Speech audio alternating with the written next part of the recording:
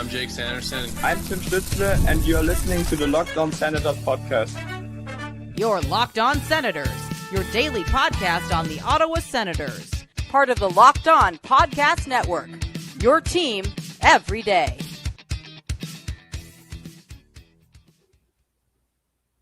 What's going on, Sens fans? Welcome to another edition of the live watch party with the Locked On Senators podcast. I'm your host, Jack Richardson, set to bring a reaction to the Colorado Avalanche visiting the Ottawa Senators.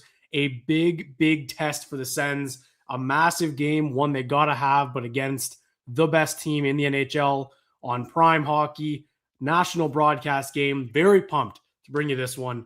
And as you guys always know, want to let you know that this is brought to you by our friends over at the Glebe Central Pub. If you're looking for a place that lives and breathes hockey, Glebe Central Pub is the spot. Right in the heart of the Glebe, just steps from Lansdowne. It's the perfect place to catch every game, every night. Great food and drink and even better company.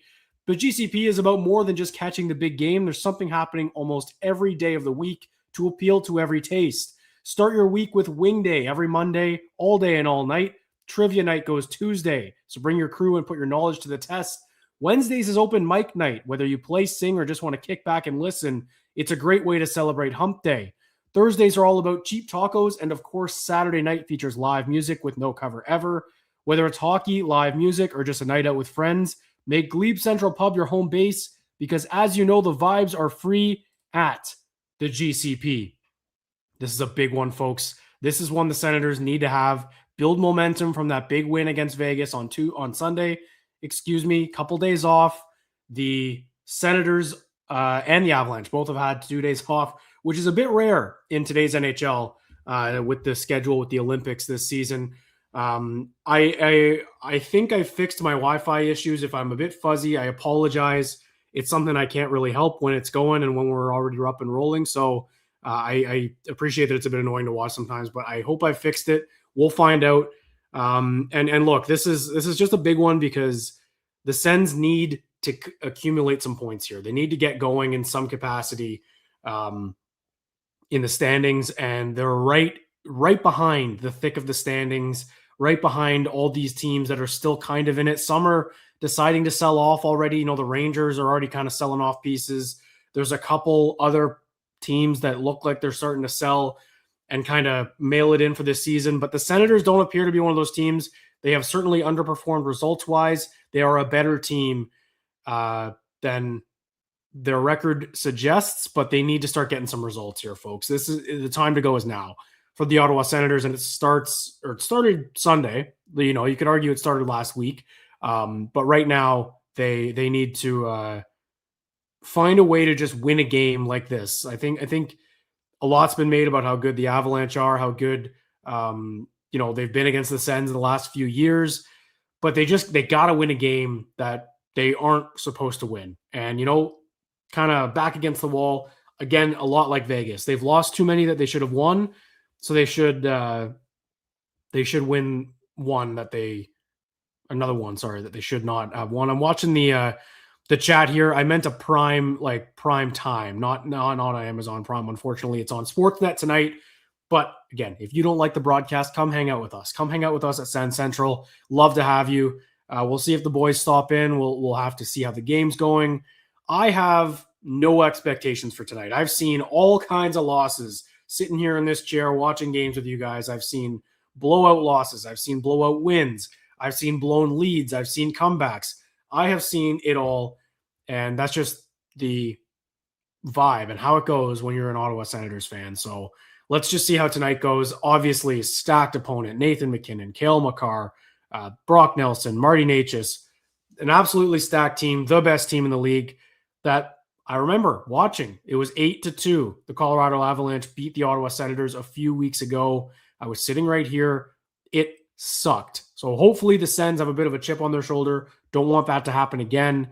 And I'll do my best, folks, to kind of let you know where I'm at in the game, what I'm seeing. If you're new here, that's kind of how I've been doing it, just pointing things out, maybe mentioning when certain plays happen. So if you want to sync up with my stream here, I fully recommend. If you're a bit ahead of me, don't worry about spoiling it in the chat. That's what the chat's for. I want it to be light up, especially when I'm in here alone. Need things to talk about. I'm going to do my best to not look at it during the play too much, just so I don't spoil it for myself.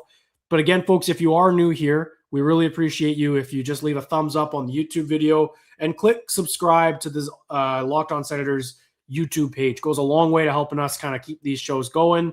I've really enjoyed doing these watch parties. The boys are letting me keep running with it, which is great. But if you just like and subscribe to the channel, it goes a long way to supporting us. Postcasts are live right after every single game on YouTube. You can exclusively get it live before everyone else on YouTube. And the watch party is only here on YouTube. So just like and subscribe goes a long way to supporting the boys over here at LOSP. And here we go, folks. We're watching Travis Green here. They're showing his I don't know if it was pregame or whenever this was. It might have been today. James Reimer getting the start. And seriously, it's been well documented how the process with Linus Ullmark. I was in the boat. I wanted to see Ullmark, but Travis Green said it. This is not a team decision. The team's not saying they're giving Reimer. Reimer's giving them the best chance. Travis Green said Linus Ullmark will let them know when he's ready to start. Clearly not ready to go tonight in his estimation. So this is not a coach saying Reimer gives them a better chance than Ullmark, but it is Optimus Rhyme time, and he's been good. He's done more than he's been asked to do. He started more games than I expected him to have to start. Didn't have a great game against Carolina on Saturday, but the team kind of hung him out to dry. So I think that early on, I just feel like the team hasn't played as well in front of Reimer as they have in front of other goalies this season. So ideally they give him a bit of a better showing here tonight.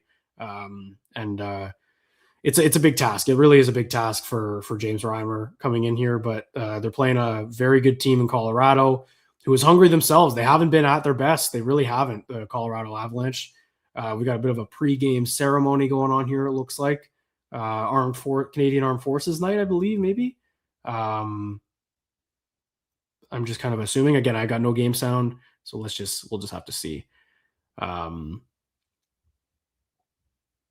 Looks like a pretty packed building, and why wouldn't it be? I mean, when those Western teams come in with the superstars, those games are always packed with people who want to see them.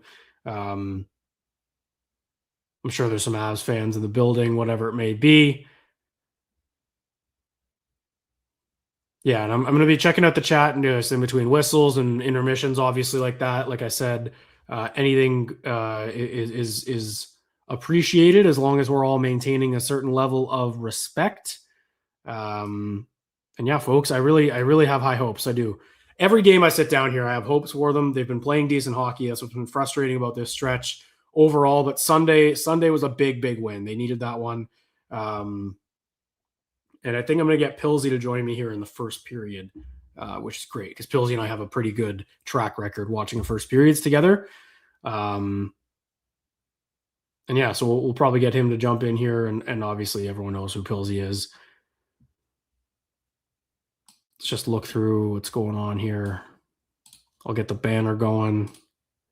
Every time I come in here, I have to re-edit the banner that was there from the game before, and it was nice having to change that from 7-1 for the win against Vegas. That was nice.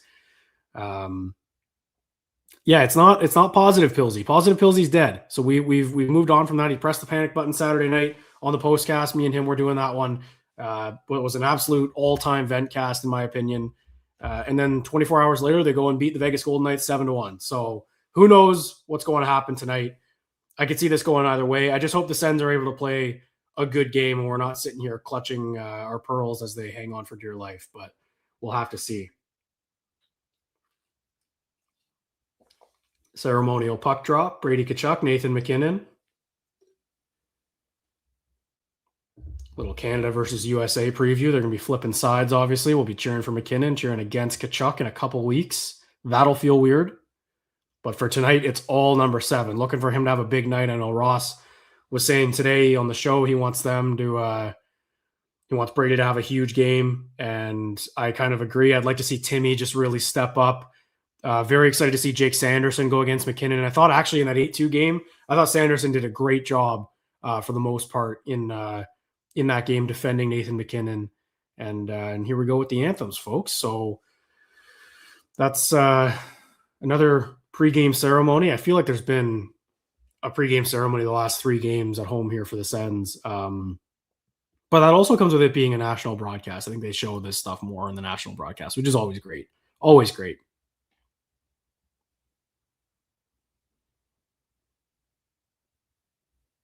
Yeah, packed house.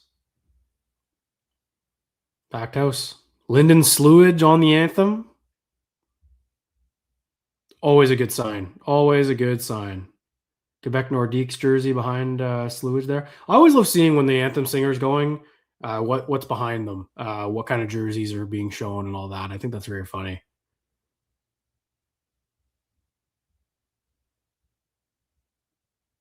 McKinnon, Natchez, just a great team. Such a good team. Such a good team. Certainly a cup contender. You got the best team save percentage in the league against the worst team save percentage in the league. So we will see how this one goes. The Sens didn't play well against the Avalanche in last time they met. It was a second half of a back-to-back. This is different. These are rested teams. I'm expecting a really good one from the Sens tonight. I really am. They've done enough talking about this game where I would expect this to be a good one. I really would.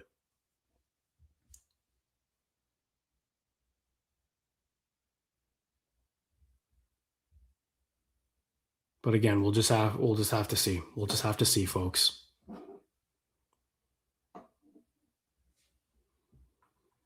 I've got that thing again where the chat is a little delayed for me.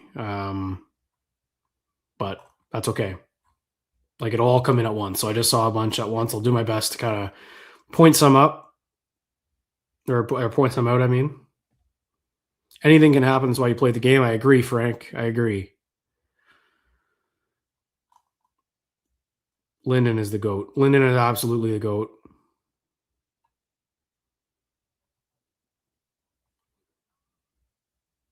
Yeah, just looking through here.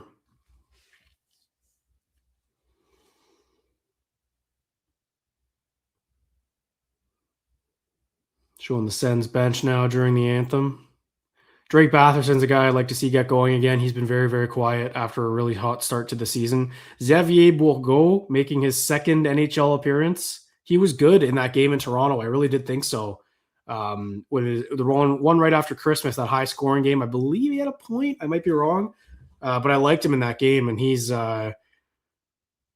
should be one to look out for in place of the injured Stephen Halliday, who unfortunately got hurt after a bit of a coming out party on Sunday. But it doesn't seem to be long-term, which is good for Halliday. I think he's going to skate tomorrow. But chance for Bourgault here to step in with Eller and Zetterlund. I think that line is something you can look at. And against the Avalanche like this, you obviously, their whole team's good. I know that McKinnon carries them offensively, but just shutting down McKinnon doesn't shut down the Avalanche. This team is deep. They are fast. They're on 2 days rest on the road, which is rare. So this is a big one for the Sens. And I think a chance to make a statement here, a chance, for other fans to kind of go back or for other fans around the league, I should say, to kind of realize that the Sens are, yes, they're lower in the standings, but they are a better team than their record indicates. And tonight is a perfect chance to show that. So we're going to find out quite a bit about this Ottawa Senators team tonight here, folks. And we are almost set here for puck drop, it looks like. Showing McKinnon on the bench. I'll let you guys know when the puck is down so you can sync up if you'd like to back home or wherever you're watching from. Pilsey's going to join me shortly. We'll also sync up with our times just to make sure we're all good. Rolling up the red carpet here. Brady Tkachuk sends in the black jerseys. I like the black jerseys. I don't hate the red ones, but every time they put the black ones back on, I'm always happy, All right, let's get some GSGs in the chat here for puck drop. Here we go. Sparty's all fired up. This is a big game, folks. This is a big game. Big game for the Ottawa Senators. Here we go. Dylan Cousins in for the draw against Nelson. And the puck is down, and off we go. Sens are going to want to do their best to clog up the neutral zone. Here comes Tkachuk with an early shot on goal. That's a good start. And an offensive zone draw. Here we go.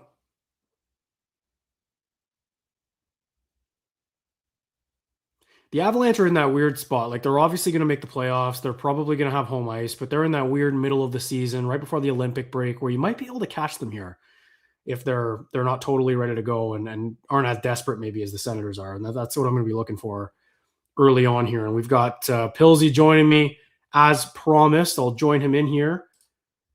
Pilsy, how's it going, man? How are you?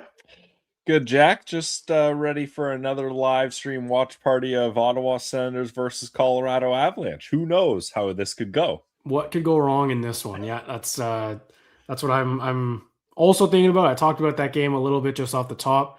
Once they show the time, I'll kind of line up and we can tell us what time we're at. They're showing all the pairings. I'm at 19:13 right now. Okay, I'm at 18:55. I'll stop it at 18:50. Okay, I'll let you know when I'm there. Okay, I'm at 18:49. Okay. At 18:55 right now. Okay. 3, 2, 1, 0, 9. Bang. All right. Little chance there for Amadio in front. Nick Cousins wheeling it back down. This is it's just a big test for the Sens. I think that's the best way to look at it. It looks like they just shot it out of play too there, the Avalanche. Let's go. Malinsky, Yep. new contract, delay of game. Let's go. His pockets are a little bit heavier. Maybe that's why he shot the puck out of play. Yeah, trying to lighten the load. You guys talked about this power play today on the show, Pilsy, and underratedly in a huge slump. I think they're 8 for 50 or something like that. Just not good. This is a massive chance here. Just get a good start.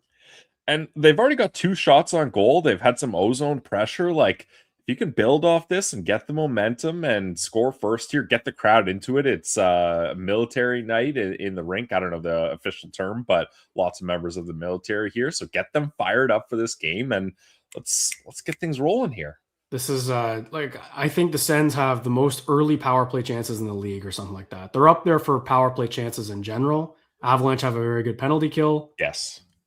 But they have a very good everything. I think we could just say that. Yeah, there's not much they aren't good at, really. No. And here's Sandy up top now.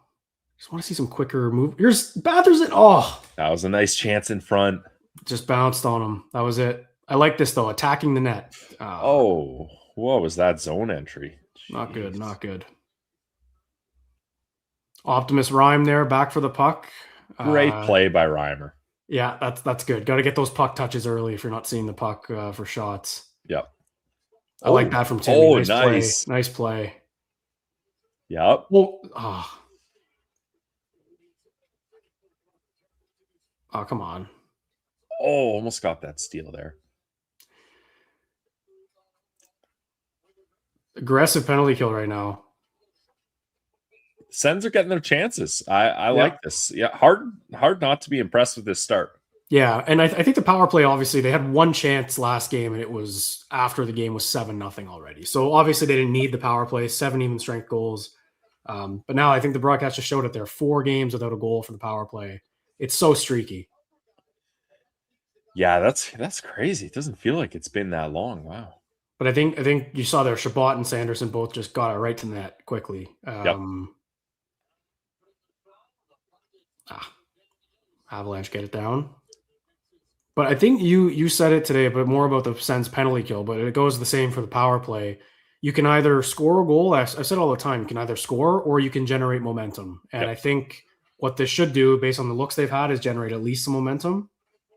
Hopefully. Here we go.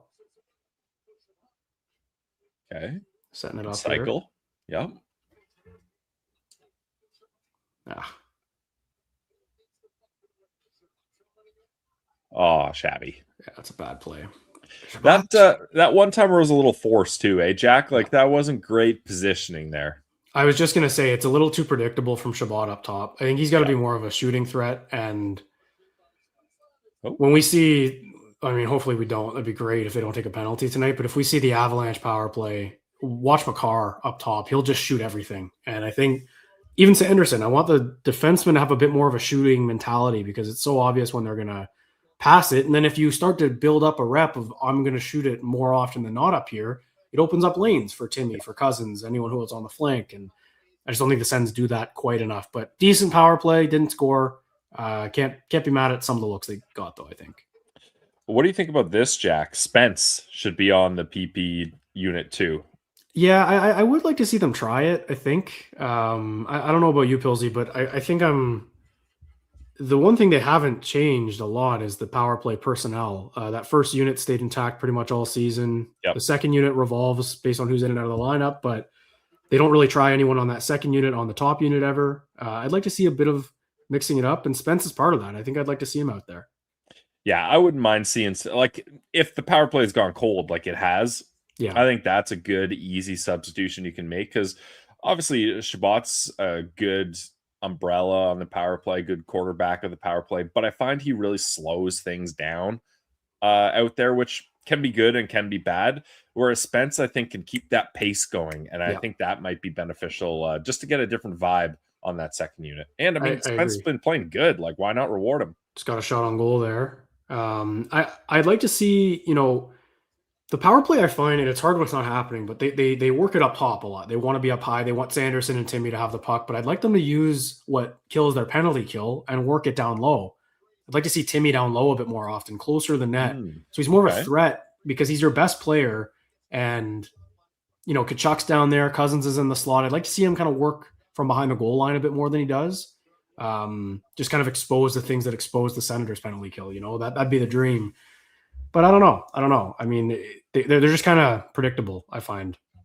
Well, and Jack, if Timmy's playing down low, we saw he can pull off that in between the legs move if he's down low near the corner and he's like, hey, I got some space here. Exactly. I mean, I wouldn't have an issue if he tries that one again. That was sick. That was so nice. Oh, I'm so mad that we can't enjoy that more. I haven't watched it since, just knowing what unfolded in that game afterwards. And here comes Colorado with a bit of a break. But good rush defense there from the Sens. Yep. Right back. All five guys were right on those two guys right away. That's a sign the Sens are on their game, is when they're defending like that. It's loose. Oh. This has been a good start. Yeah, 5-0 the shots. There's been a couple chances off rebounds in tight right in the slot there. Yep. Here's Timmy on it loose. Bring it out. Oh! That was close. I like that play. He likes that spot right by the ear. I mean, when you've got a good enough shot that you can pick it, that's a tough one to stop as you're a goalie, because you're trying to play the angle, and then if you're down low, you're going to leave that little pocket exposed there usually. Yeah, you can't really save it. Like, you can't protect it unless tough. You're up on your feet, and then if you're up on your feet, the whole bottom of the net's open. Yep. Basically just explained how hard it is to play goalie. 7 shots to nothing right now, or early on. I mean, as good as of a start you can get on the shot clock, but we know how that goes sometimes.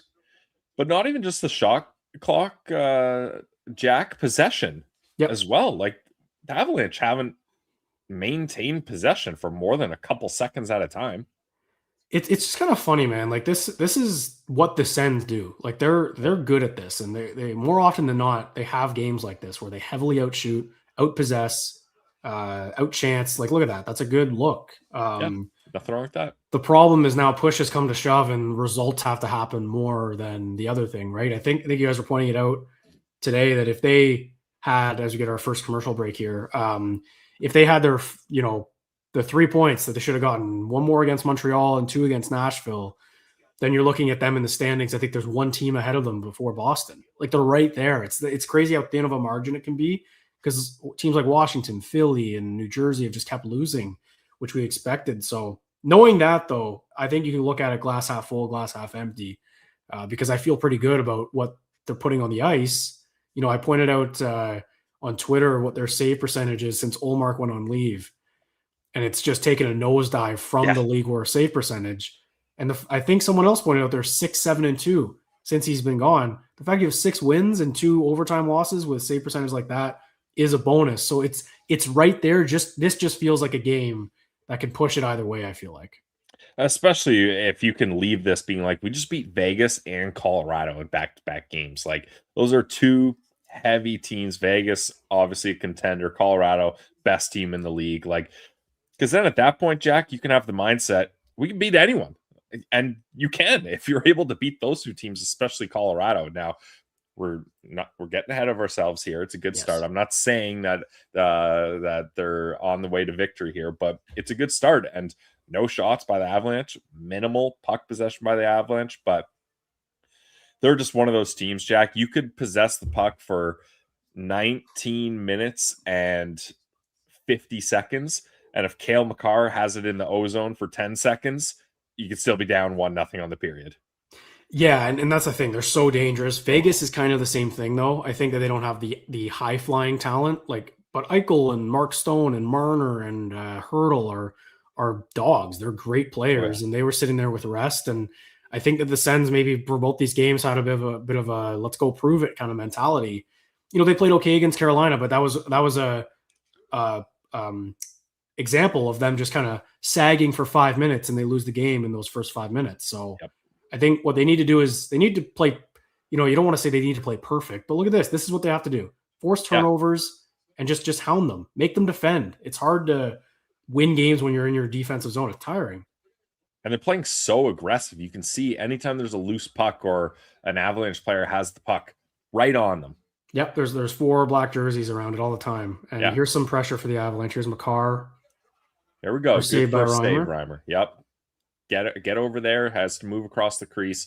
Didn't look like he tracked that rebound great, but the players helped him out. Yeah, and this is kind of, you can live with a lot of this. And it's the 4th line out here. Here's Zetterlund with it now. Gets it deep and get off. Like that's fine as long as that's happening. But then it's the next shift. The next shift has to be, okay, let's get back to it. Let's not be in our own end here. And I think they've got the Pinto line out there now. So I'm assuming McKinnon and Natchez are out. Yep. And Sanderson's out there. Stoked to see Jake Sanderson against these guys. I love when he's up against the big dogs. He gets some extra pep in his step when those games are on the calendar.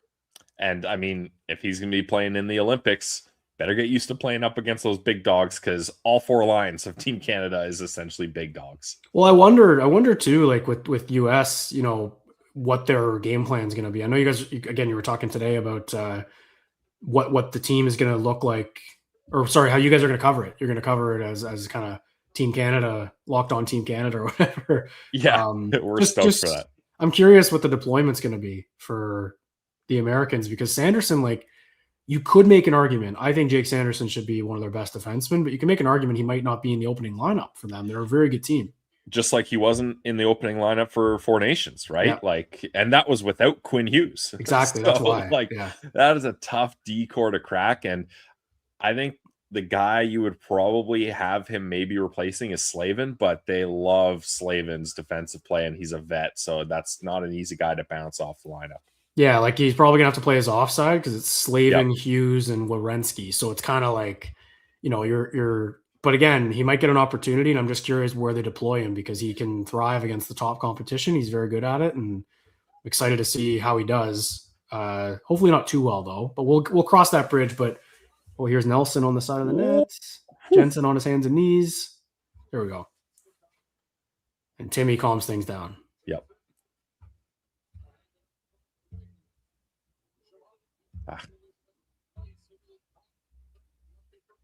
I would have liked Shabby to pass that off to Timmy and let Timmy enter the zone there. Yeah. I'm never going to be upset at a controlled entry, however it happens. But yeah, that's fair. But the only thing there, Jack, is then Shabby has to pinch and enter the rush, and then you've got Timmy hanging back, which isn't the worst, but it's little things like that. I want Shabby hanging back. Let Timmy can enter the zone 9 times out of 10. Pass that off to him, let him do it. But not a big deal. We're totally nitpicking here in a good first 10 minutes. I mean, you kind of have to nitpick sometimes when they play games like this, and where they are in the standings, and it's just been such a weird time because they're playing okay, they're getting some results, not the results we want, they're blowing leads, and the vitriol and the difference in each fan, any Ottawa Senators fan has a different opinion on what's going wrong here, and what they feel about the team. I'm getting half the season's over, mail it in, and I'm getting half they're right back in it with a couple wins. Yeah. You guys see it all the time too. It's just a weird time. Yeah, the duality of Sens fans right now is crazy. And even they're so split on so many different things. I just screenshotted two YouTube comments. One person's being like, "Yep, definitely agree with Allmark not playing. It's the right move," and then the next one being like, "Strongly disagree with Allmark not playing." And that's fair. Like both are. I see the arguments for both sides. Obviously, I'm on the side. I think it was the right move to play Reimer here, but there's so many different ways that this team could be going, and the way that you can approach where they are and the decisions they're making. And it's unfortunate that we're having to look at the way this team is and their decisions and not just be stoked that they're in a good position in the standings. Yeah, and I think that would be ideal, but you gotta know where they are. And I think one thing too, though, I saw in the chat before we even got going, Pilsy, like the people ripping on the coaches and the team for starting Reimer tonight. Like it's not their call. Green was Probably not. Yeah, Green was pretty open. He said it the other day that it's going to be Linus's decision. Like he's going to let us know when he's ready to start. They're not going to Reimer tonight for strategy. Like if Olmark's ready to go, he's starting games, and I think that's what Ross. You guys were talking about it a lot, but I think that's kind of what he's saying. If Olmark's ready to go, he's your starter. He's your guy, and I think that's what the team should do, just on a skill standpoint alone. Like Olmark at his best is an elite goaltender in the NHL.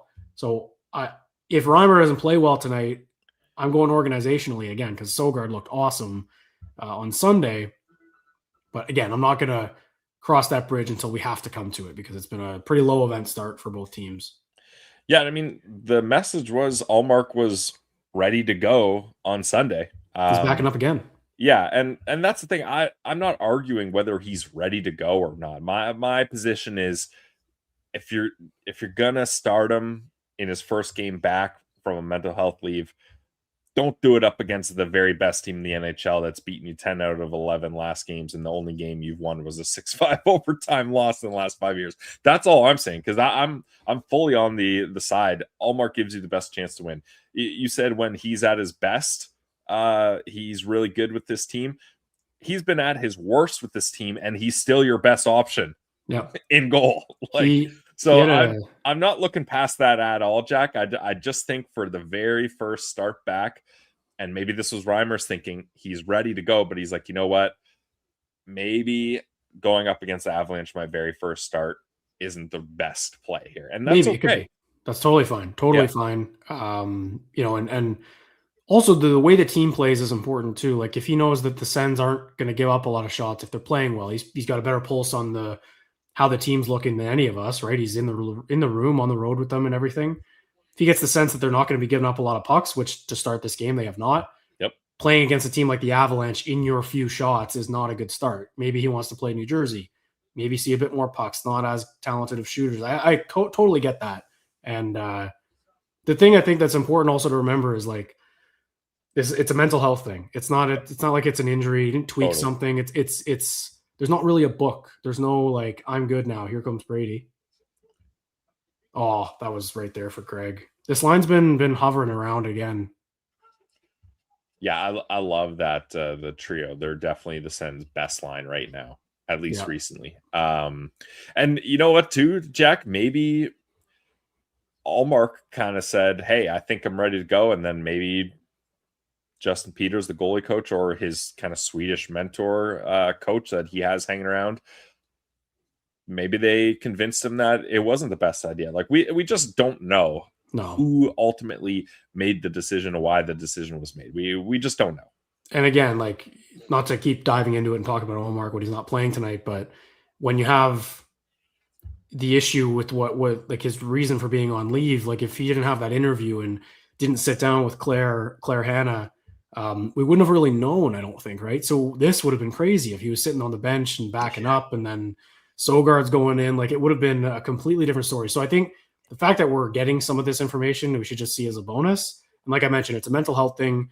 I know that people are frustrated that he's not in there and hasn't been playing and stuff like that. But again, I just don't think it's fair to kind of be pointing at that. He was very open about it. And I think when he's ready to go, he'll be ready to go. And I think I'm excited because if he's back, he's working with someone. In a way, you can treat it like an injury.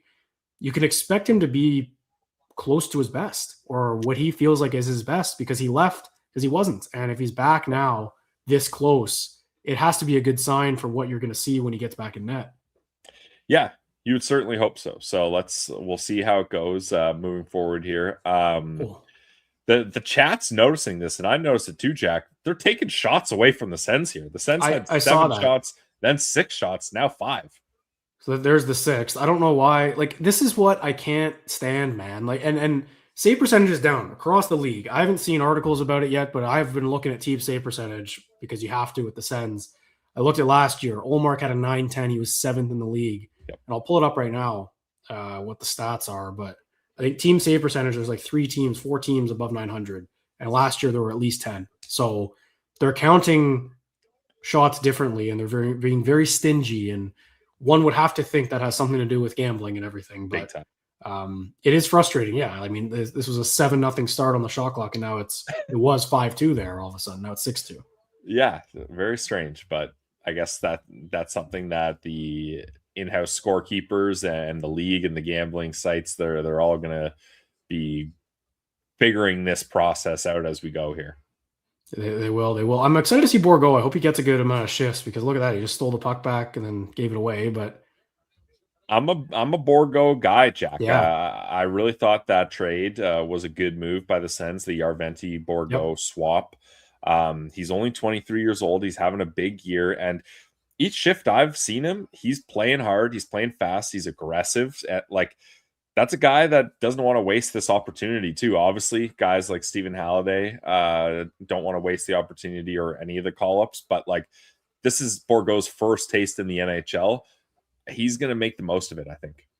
I think so too. And I liked him in that Toronto game. He was good. He had 3 shots in 6.5 minutes. He did. He's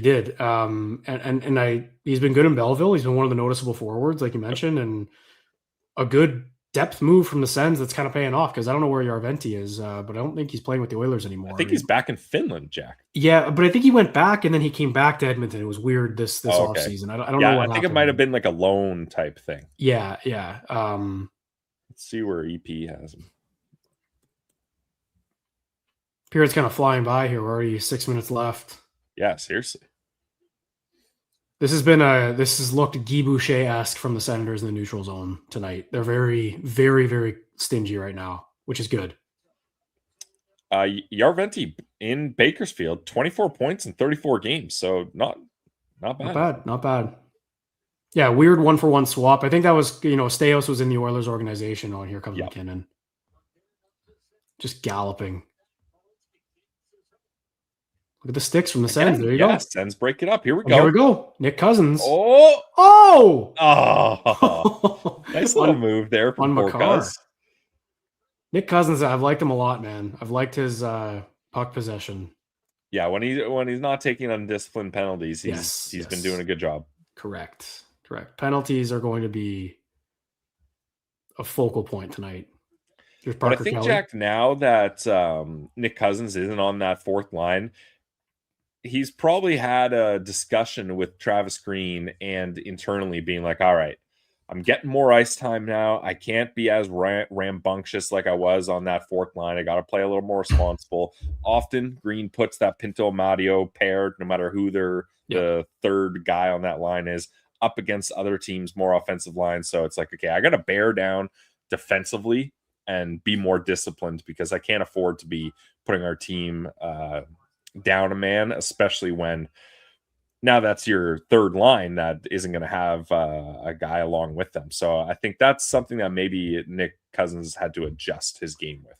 So there's a lot of people calling him Brian, and I actually did catch this today. So on Ian and Jackson's podcast with the team, they had him on today, and they talked about how his actual legal name, Nick Cousins, his actual legal name is Brian Cousins. So I guess Nick is his middle name or something like that. So they joked about that. It's on his passport, apparently, guys, because they were talking about nicknames and stuff. And some of the guys call him Brian. So he's got at least 3 nicknames already on this team. So Brian, Nick is his nickname. Exactly. Yeah. It's exactly that. Which is pretty funny. But that's why people are calling him Brian. If people are a little bit lost on that, that's why Brian Cousins is kind of a bit of a hot topic here. Brian's flying. All right.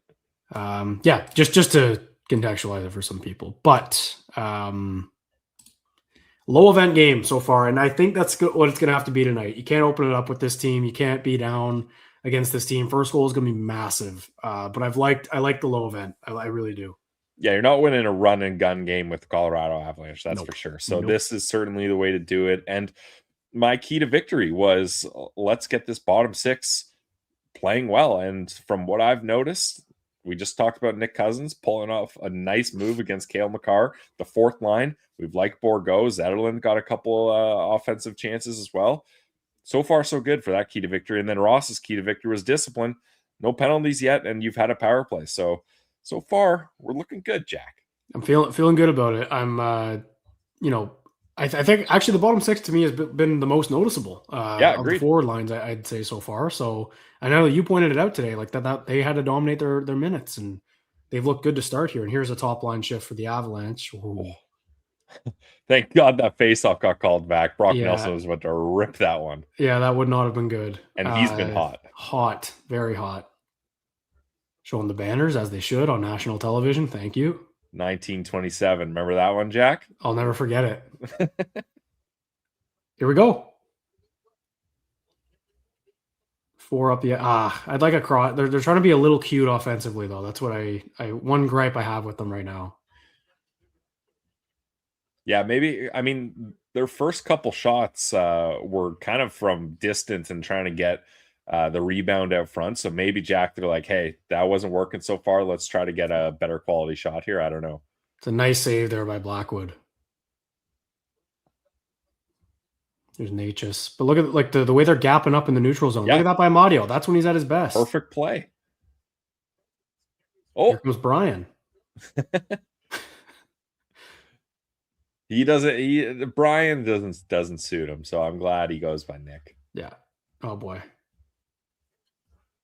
There you go. Attaboy Reimer. Nice stop by Optimus Rhyme. Okay. That's so scary when he gets galloping like that, McKinnon. Even on a backhand, you're like, who knows what he could do there. Speaking of nicknames, Jack, I saw in the chat a couple different nicknames. Obviously, there's Optimus Rhyme. I saw the Rhyme Minister, like Prime Minister. And then I saw the Rhyme-nostrous. So we got a couple good nicknames for James Reimer, too. Yeah, the Rhyme Minister is my favorite one, I think. That's a good one. Being in Ottawa, I think that's a good one. He's not a senator. He's a Rhyme Minister. Exactly. He's in the wrong wing of Parliament.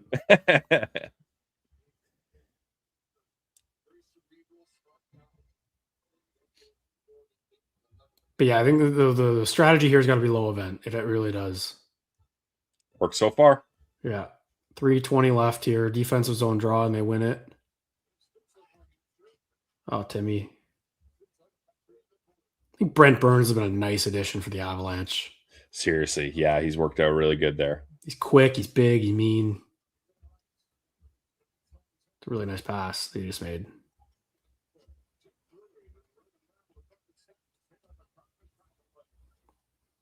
Jensen with it.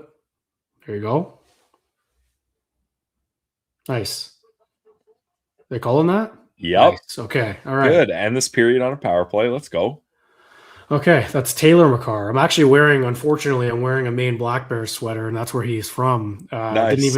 Didn't clue into that until just now, but I was cheering for him to take that penalty, obviously. There we go. And one thing I'm noticing so far, Jack, obviously a low event game, but the Sens are dominating the neutral zone. Yep. Like they've been breaking up plays. There's another one where Batherson gets it in the neutral zone, enters the zone, and draws a penalty. Like they've done a really good job in the neutral zone. So in my opinion, that's a bit of a soft call. If I'm going on my meter, I don't like when those get called because A, it means that the Avalanche are going to get some like that too. Big time. But B, you got to score on these power plays because they happen. And I've talked about it with you a lot. The Sens are, the Sens are not the mentally strongest team, I'd say, when that happens to them. So when it happens to the other team, you got to capitalize. This has to be a goal here. Starting with the second unit. I don't mind that. Oh, it was right there. Oh, man. Just like, I know it's Shabbat's style, but just a bit quicker up top, like just walk to the middle and rip that instead of kind of taking your time and looking at everything. And that's the thing. He slows down the pace a little. Again, Yeah. sometimes that's good, and sometimes that's the right play, and sometimes that's helpful. But I wouldn't mind seeing Spence in there to keep it quick. I think right here it's good, his patience, like bringing the puck up, lugging it in, weighing his options. But when you're in the offensive zone, the longer you take to make a play, the easier it is for the goalie to set up, I feel like. Or the third best penalty kill in the league. Yes, that too. You want to talk about a guy who needs some kind of offense here? Shane Pinto, would love to see him get going. Need it, Jack. That's my locked on player. We got to get going here. Only, I think, 2 points in his last 7 games or something. Just readable.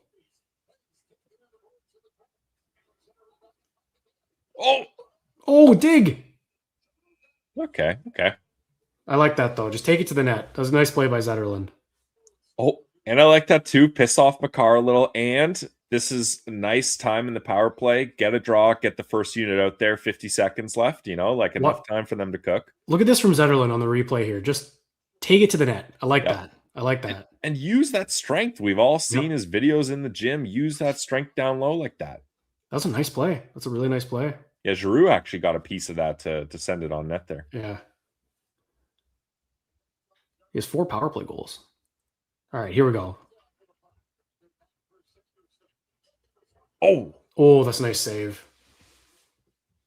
If Cousins got that in his wheelhouse, that would have been a real opportunity. Yeah, that was an awkward one for him to shoot.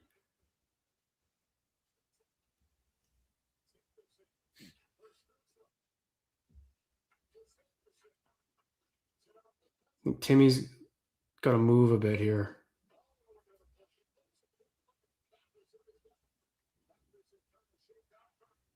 Just a lot of passing.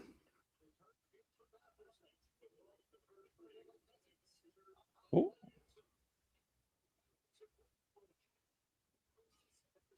Shoot that. Oh, that was in. I hit the crossbar. He ripped that one. That was the right play, though, because the Avs were blocking lanes. They were playing really good there. They didn't really have an opportunity, Jack. So I thought that was the right move and the right time to pull the trigger there. I just find they're too stationary, man. Like it's not the puck carrier, because the puck carrier can't rip around the zone like McDavid all the time. I know that's what people want sometimes, but it's the other guys. Like when a guy like Batherson, when he has it on the half wall up there and he's just standing there and doesn't have an option, move for him. Like make the penalty killers move for you. Yep. And they don't do enough of it. And that's a pretty bad power play, I think, for that top unit. I know they got to look, but they don't there's a mentality to take what the penalty kill gives you, but then you play a really good penalty kill and they don't give you anything. And then you sit there and there's nothing to take. So you're kind of screwed. And then you end up kind of taking a bit of a low percentage shot there. I know Tkachuk got a lot of it and it could have gone in, but yeah, it was a good shot. It was a good shot. I think that's better chance than you're giving credit for. No, I think it deflected and it's good, but I'm just saying it's a predictable pass is what I'm saying. Like it's kind of and without Josh Norris there, they don't have that one timer anymore. And I feel like I could break down their power play for days, man. I love dissecting them because the more hockey you watch, you see how good other power plays can be. Oh yeah. Look at Vegas's the other night. I think watching Eichel on the half wall, it runs through him on the half wall. And I think that the Sens try and run it through Sanderson up top, and love Jake Sanderson to death, but I feel like his strength is not necessarily quarterbacking a power play. He's gotten better at it, but I'd like to see them kind of run through Timmy like they do with Eichel and just kind of use his skill set that way. Anyway. Well, yeah. I mean, are you going to have Timmy down low or up top, though? That's the thing. Or on the flank. There's so many places to use Timmy. All of it. So I'm going nerd mode here for hockey. But every time Timmy gets it on the half wall in that one-time position, he's flipped back and forth. But that seems to be where they want him. They want Cousins Batherson on the other side, Timmy on that side, both passers. But with Timmy, it's so obvious that he's passing because as soon as he gets the puck on that side, Tkachuk isn't staying in front anymore. He moves down to that bumper to give him an option. Literally every time you can notice it.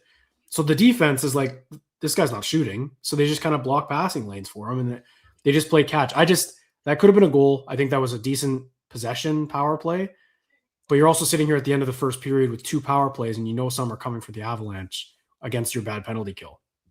Yeah, they didn't take advantage of those opportunities. That's for sure. Like 2 power plays, especially. I think the first one, whatever, you're getting into the game, but Early. that one, you've got the rhythm. You've had a lot of touches. You've had shots.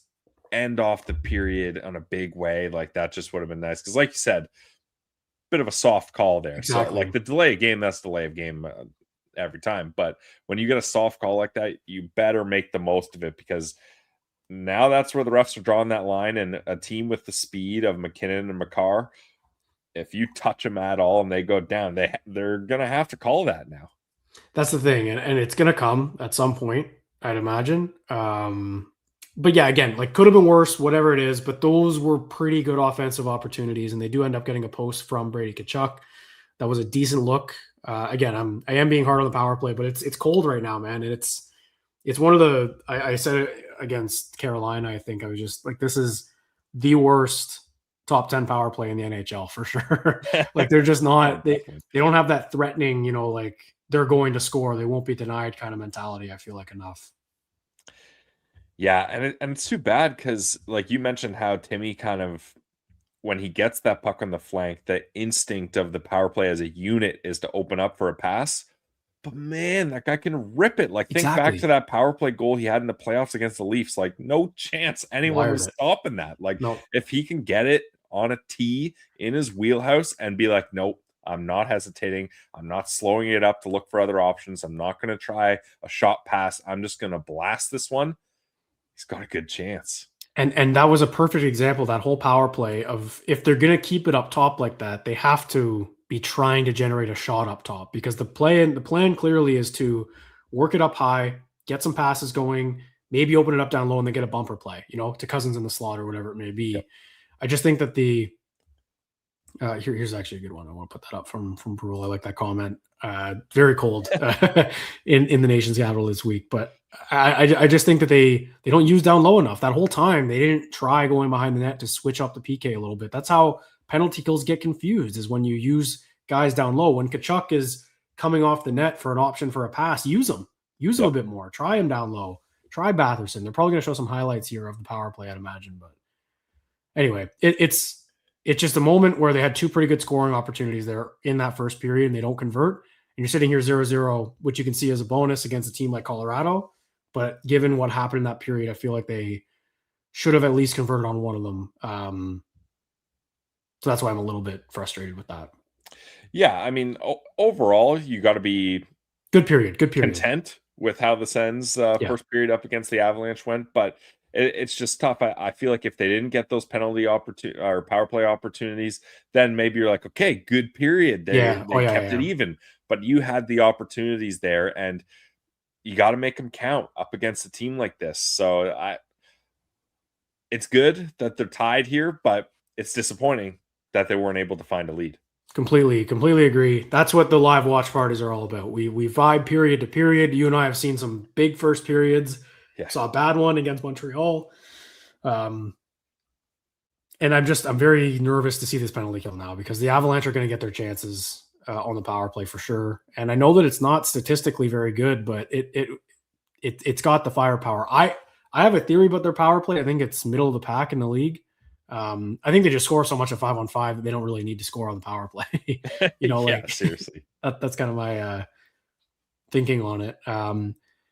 What else can we chat about in that period? James Reimer looked good. I mean, minimal opportunities against him, but when he had to be there, he was there. So that's what you like to see. And I think it's good that he did get a couple shots, because I was getting a little nervous when we were getting around the 10-minute mark and he hadn't had much action, because keep in mind, Jack, not only did he not play last game, he didn't even back up like that. He had a full night off. So I think and again, it's weird to say, you're up against the Colorado Avalanche. Obviously, you want to limit shots they can have. But I think if it gets to a point where he's not seeing consistent action and he's cold, that's where you have those guys, McKinnon, Makar, that they can just turn it up in an instant. And the one shot they have in 10 minutes, they score because your goalie's not into the game. So it's a tricky balance to be like, let's minimize offense, but also we can't let Reimer just sit there and be cold. Yeah, and I don't think that there's a perfect science to it, obviously, No. because anyone would look at the way the Sens defend and say that I'd take that 10 out of 10 times. Definitely. But clearly the way some of their games have gone and the way the team has looked and has felt these losses, like it's obviously in their minds when they're defending well, then it gets in their zone after 10 minutes and they're like, oh, here we go. But you're right. I think it's good for him to see some rubber. Nathan MacKinnon has 38 goals in 50 games this year, Pilsy. This is game 51. He's already got 38 goals. Borderline Wayne Gretzky stats from Nathan MacKinnon this season. He's been unbelievable. I remember in that 8-1 game, I think he scored, it was his 31st or 34th or something like that. And I just remember seeing that number and being like, oh my God, like that's unbelievable, his numbers. So yeah. It's insane, dude. A plus 49. Like crazy.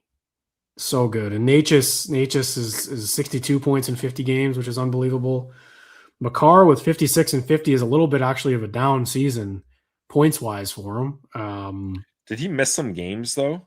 Nope. They're all they've only played 50. They played less than everyone in the league. Weirdly, the opposite of the Belleville Senators, who have played more than everyone in the AHL. Yeah, and how about Nathan MacKinnon? Did we talk about that power play being not as dominant as you would think? Nathan MacKinnon has 22 power play points. Like he's still racking it up on the man advantage. Crazy. I've got you want to do some schedule talk, because obviously when these Western teams come through, they play the Leafs, they play the Habs, so you kind of get to look at how they match up against each team. Vegas lost to Toronto, to Montreal in overtime last night. Shocker.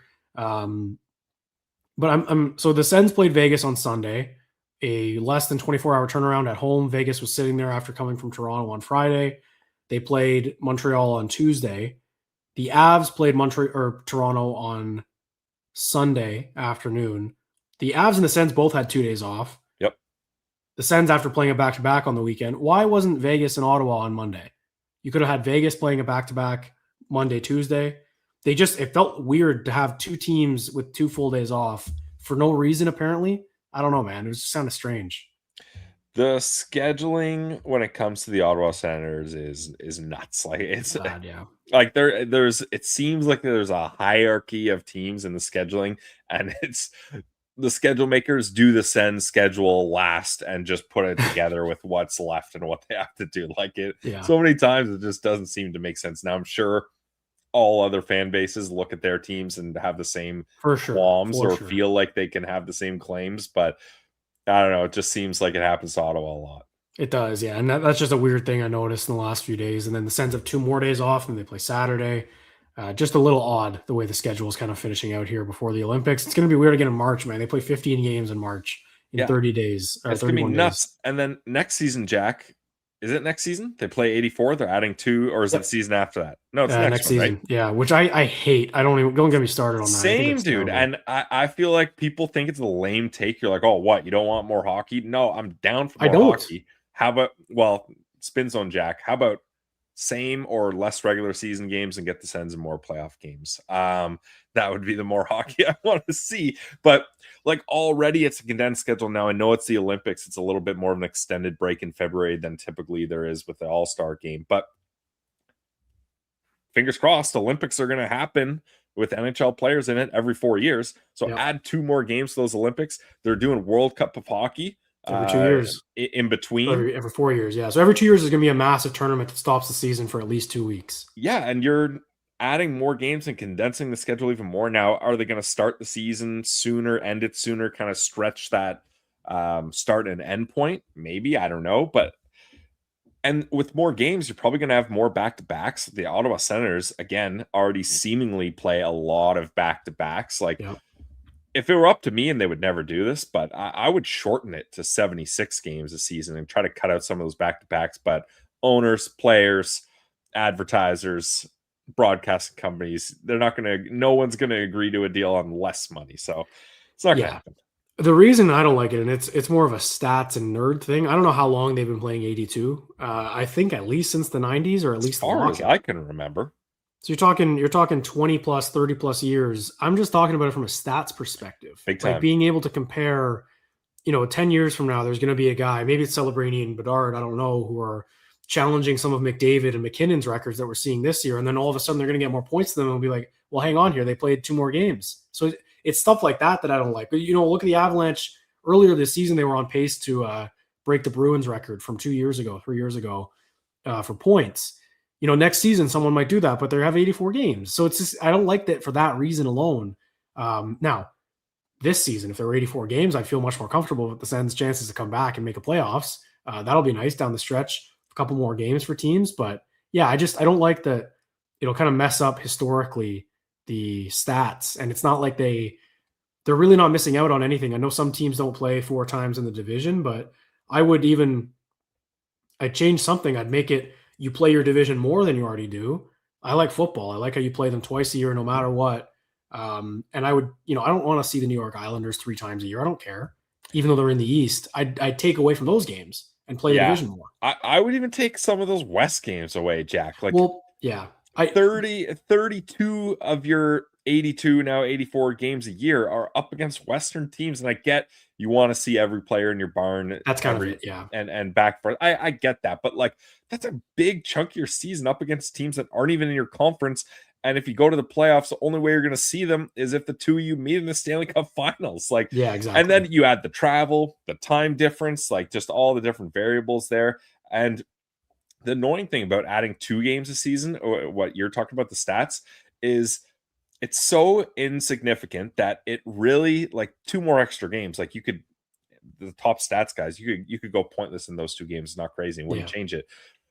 But then we're going to have to, every single time a stat or a record is broken, we have to be but it's been 2 more games. Just take that into consideration. It's such a small amount, but it needs to be asterisked every time something is mentioned. That's going to be so annoying. Luckily, though, Jack, the Ottawa Senators have someone on their team who's played 84 games in a season. Fabian Zetterlund played 84 games last season, 64 with the Sharks, 20 with the Sens. So we got that in our bag. So we don't got to worry about that, Jack. We got an 84 game season guy already here. Well, the thing with 84 points or 84 games is the cut line for playoffs is just going to go up every single year as well. You're going to look at the Sens making it with 97. It's already weird this year. The cut line's probably going to be 97, 98 in the East, which is insane. But then next year, there's a chance it could go to 100. And then that'll take away from seasons where I know 3 years ago when the Atlantic was just locked in those top 4, I think all 8 teams in the East had 100+ points, which was such an anomaly. But that'll probably become the norm, right? If teams have an extra 2 games to accumulate points, but it doesn't really matter. So it's obviously not a huge deal. I'm just kind of being a bit of a thorn in the side. It's a bit annoying. I'm just shocked that the players signed off on it. I think I don't really understand what's in it for them other than money. I'm guessing money, but it's just so many games, and also just start the season earlier. September flies by for no reason. To me, September's hockey season. Let's go here. I want the puck down. Leaves are turning red in September. Let's go. And are they taking 2 preseason games away in exchange for this? But some teams don't play the same amount of preseason games. I think the Sens played 8 last season, for God's sake. That was insane. They go on those trips, right? They went to Quebec City, and then they went to all these other places. Look at all the boys in there. Brady's so big. My God. Yeah. It's huge. Those locker room shots are funny. They're all hydrating, doing all this stuff. God, hockey's so hard, Billsy. Anyway, it's tough. It's tough. Well, we got our schedule talk, our CBA talk out of the way. I just hope there's not another lockout. Anything else from that period? I mean, that's easily the lowest event period you and I have watched together, I think. Easily, yeah. I'm trying to rack my brain. I don't think we saw any easier or lower event periods. I'm trying to look at some of the other stats. Sens this is an interesting one, Jack. Sens out hit the Avalanche 9-5, even though it seemed like that would surprise me because the Sens had puck possession most of the time. So, but that just goes to what we were talking about, that aggressive game that they're playing. As soon as the Avalanche got the puck, you had a guy either forechecking or laying the body on him. So that's also good to see. Only 1 block shot from the Sens. So sure, the Avs only get 4 shots, but it's not like the Sens are diving in lanes and risking all the block shots either. So just overall, disappointed they don't get the lead on 2 power play opportunities, but overall, this is the type of hockey that is going to allow the Sens to at least have a better shot at winning. Now, we've seen them play this style of hockey and not be able to win, but this is the formula for them, especially up against a good team, the best team in the Colorado Avalanche. We'll see how this game ends. Obviously, 40 minutes, maybe more to go. I just want on the record right now, no matter what happens in this game, I want the power play to be a discussion for myself. I'm making a mental note here. If this ends up being a 4-0 loss, I don't know what it ends up being, but I think the power play needs to be talked about with the way this game started, no matter what happens in the next 40 minutes. I'm making a mental note for myself. They could win 1-0, they could lose 1-0, I don't know, but the power play had a chance there to take the lead in this game, and it didn't. Yep. We will see how it goes here, Pillsy. The second period is about to begin. I will send you on your way. We don't have to do another. If you were here for the full game again, we'd just be drumming up some bad mojo because of what happened the last time. If anyone wants to know what happened the last game, it might have been the worst loss of the season. One of them for sure. Yes. Yeah. So, Pillsy, I appreciate you stopping by. See you on the postcast tonight, obviously, right here live on YouTube. And thanks, man. Thanks for joining again for the first period. Happy to join, Jack. Go Sens, go. All right. That's been Brandon Pillar, co-host Locked On Senators podcast, the postcast, all of it. You know, Pillsy, love to have him on for the first periods. And I think he's right. Like that's as low event as it could go. And when you're playing a team like this, give me low event all day of the week. And we'll see how they can go here for the second period. I'm cautiously optimistic. I think that was a good period. Like I said, would have liked to see them get going on the power play, but you can't have everything. So I'm just going to change this quickly. Also, a reminder, folks, please like and subscribe. If you are new to the page and you are not part of the Locked On Senators family on YouTube, please just subscribe to the page. Goes a long way for us, helps us bring you shows like this. The postcast is live right here on YouTube after every single Sens game. The watch parties are live exclusively here on YouTube. So we really appreciate it if you do, and also just leave a little thumbs up for us as the second period is underway right now. And that's an icing on the Avalanche. As we get going here, comment away. I'll do my best to look at them all. I'm not going to spoil the game, but mid whistles and between whistles and everything like that, I will absolutely be looking at the chat. Showing McKinnon and Batherson, I think they're probably just talking about how they are Maritimes buddies. Batherson gotten pretty close with that group out in Cole Harbor or in Halifax, which is pretty sweet. Awesome off-season training spot for him. Here's Ridley Gregg for an offensive zone draw. And the Sens lose it. Jensen does a nice job keeping that in. There we go.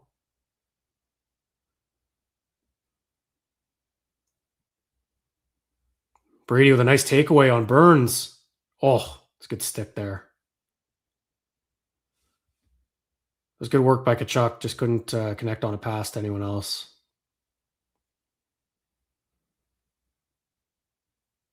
I was definitely hard on them after that first period just because the power play was a bit frustrating, but more of the same for the Sens is what you can ask for here. Because that was a good period.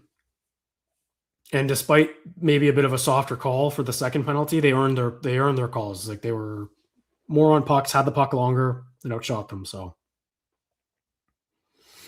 but this Avs team is so good. Here's Natchez with some space to Makar. Stopped by Reimer. Nice save.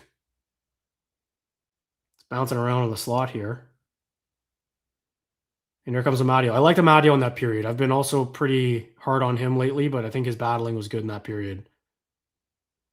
2 days off did him well, I think.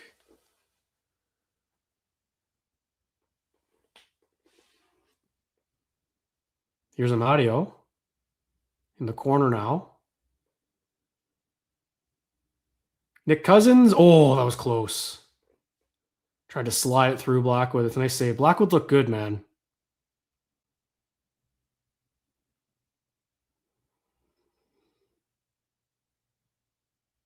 Sanderson shovels it up the wall for Nick Cousins again.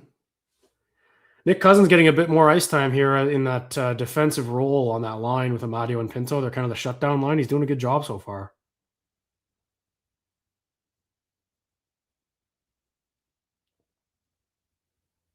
Here's Timmy with some speed. Lost it. Gets it back. Lost it. Giroux wins a battle. Batherson's got some space down low. Timmy's got it. Up high. Clevin sends it into the corner. Good coverage on the D there. And here's Timmy again down low. feels like a good matchup for the Sens. Oh, yeah, let's get it out. Back goes Clevin for it.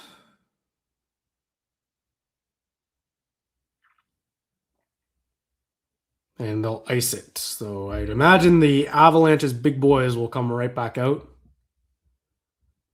against a pretty tired group for the Sens. So we'll monitor that. As I say by Reimer on McCarr. Like, it was a chance for Nick Cousins. That was a good chance. Just sends it wide. Big draw for Giroux here. And he gets kicked out. And shocker, Claude Giroux is not happy about it. Well, he didn't get kicked out. He just got warned, and he won it.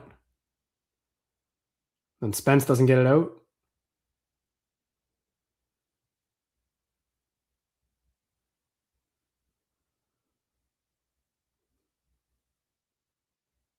Oh, and here's McKinnon in on Clevin, and he falls. Okay. And here's Zub. Up for Nick Cousins behind the defense. He scores! Nick Cousins! Nick Cousins! All right. Huge goal. Send score first. Stretch pass from Artem Zub to Nick Cousins. 1-goal lead. I was just saying on his last shift, he's been in a bigger role here. A lot more ice time for Nick Cousins. In behind the defense. Wow. All right, folks. Flips it by Blackwood. Nick Cousins. That's so funny.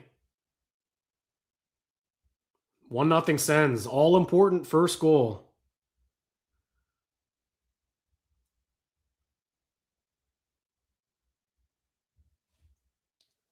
I think my chat's doing the thing where I'm not getting the messages right away. I am sorry about that, folks, but I will read them when I can. I know they'll come in soon here. Keep them coming, though. That's a huge goal and a really nice play from Nick Cousins, just sneaking behind there. Sneaky, sneaky offensive play. And the Sens are up 1-0. McKinnon kind of stumbled there. It was good defense from Clevin. Timmy with a good job, and Zub with a nice pass up. Here are the comments. There we go. Zub, that was EK-esque. I like that. That's good. Everyone's calling him Brian. Brian Cousins.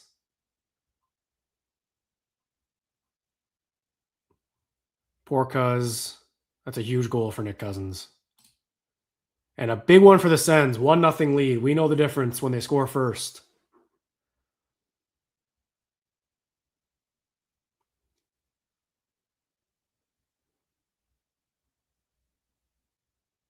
Shabbat has a jump on him a little bit.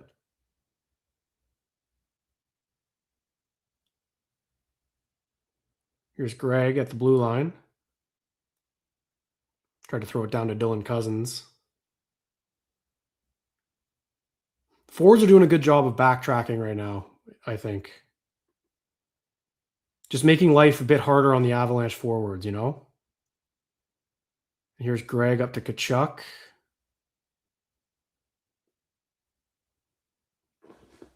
Sens will probably get a change here.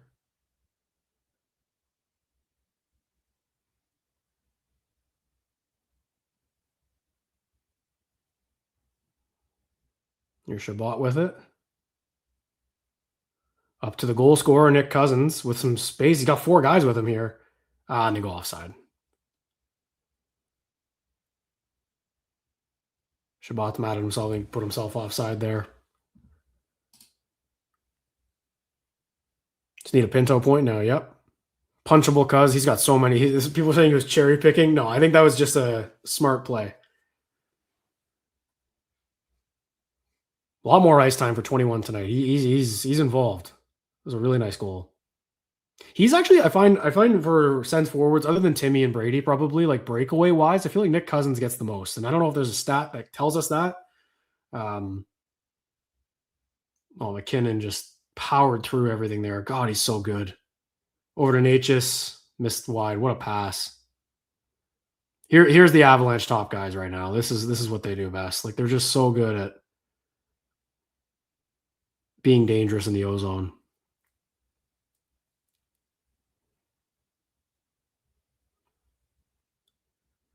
Zub takes a huge hit. Oh, Natchez is hurt. Oh, he took a pop there from Artem Zub. He's down.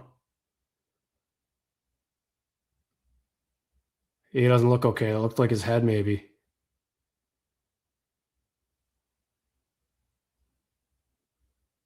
Let's see that. Zub just kind of went back for a puck. Didn't do anything. He just ran into him. Oh, that's a weird play. Maybe got the wind knocked out of him. I mean, Zub kind of took a hit there. That's really all that was. Nate just went into him. Weird play. You don't like seeing injuries on that, so maybe he just gave himself a stinger or something. Or got winded, I don't know. But Marty Natchez to the dressing room for the Avalanche. That's an important player for them.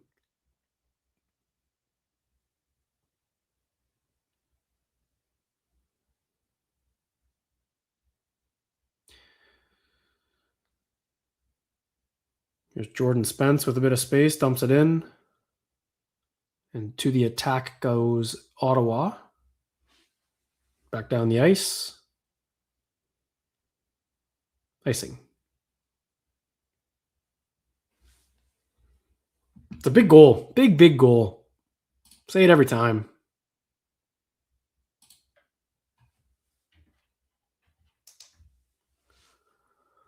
Just turn on my light there. That's my bad.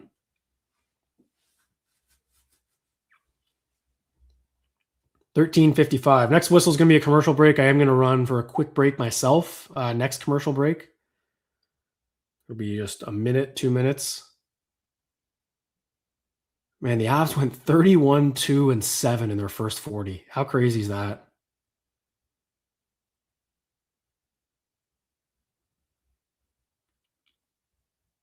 Yeah, Cousins, Batherson, and Stützle out there. I feel like the Sens got mixed up in a line change. It looked like they had some weird stuff happening on the bench. They lost the draw. Nice move by Spence. Wow. Sens have some space here. Oh, and Cousins couldn't accept it. And now here comes Colorado. Right through the crease. Bit of miscommunication there. Here's Timmy. He's taken down. And Spence throws it into the bench, looked like.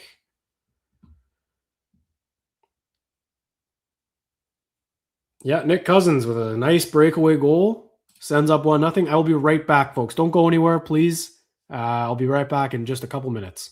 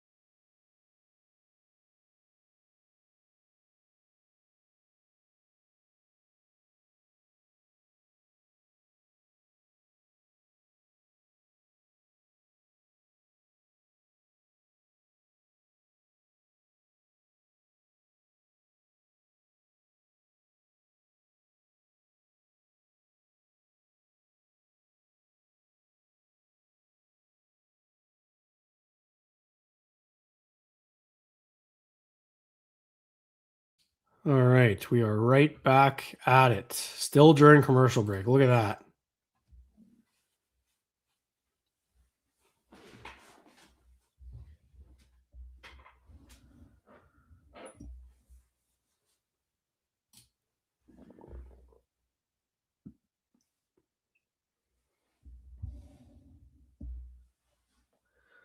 Little Nick Cousins highlight pack. I was saying it earlier, man. He's been great this season. I've loved what I'm seeing.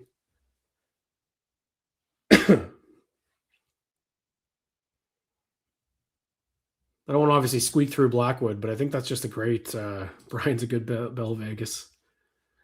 Nate just back out there. Probably just got a little winded, I think. Icing from the Sens.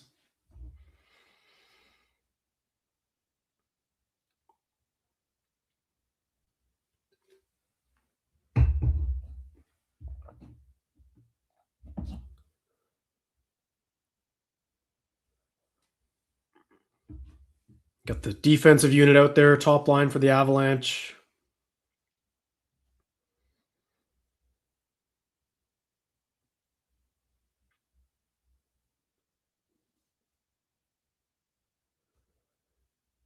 Goes a Matteo in on the forecheck.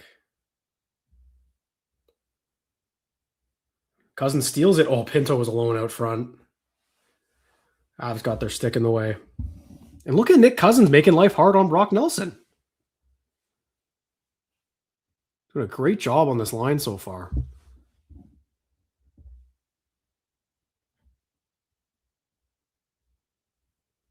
Avs get it deep. Sens get a change. Tkachuk stretches it out for Cousins. Nice pass. Dylan Cousins falls, but makes it over to Chabot. Oh, why was he trying to pass that, man? It almost worked out, but on a good bounce. I don't know why Chabot's not looking to shoot. Sens are kind of buzzing here, though. Dylan Cousins battling again.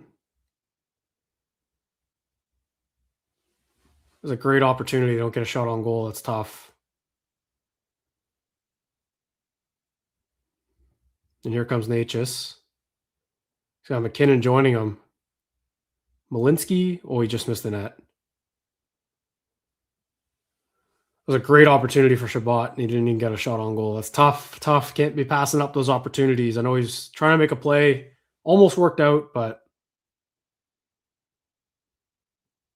here's Zetterlund. Little fourth line shift here. Bourgault's out there. Finishes on Parker Kelly.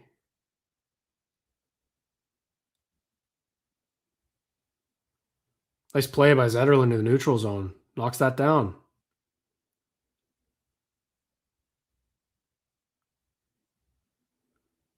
Man, the Avs are so fast. Sens are doing a good job right now, though. They're staying with them in the neutral zone. That's where they can kill you.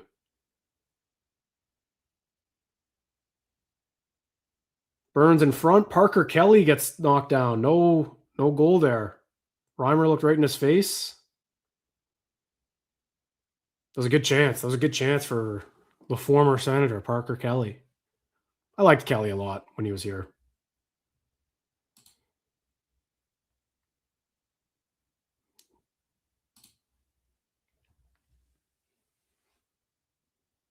There's Nelson. Batherson's on him. Throws it out to no one back in the Avs zone. Just 5 shots for Colorado about halfway through this game. That's crazy.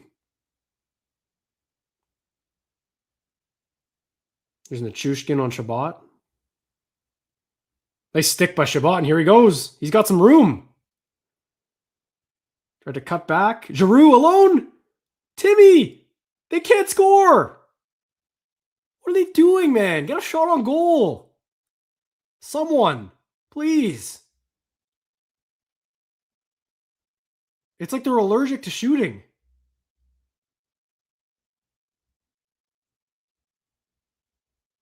Here's Timmy up top. Nice move.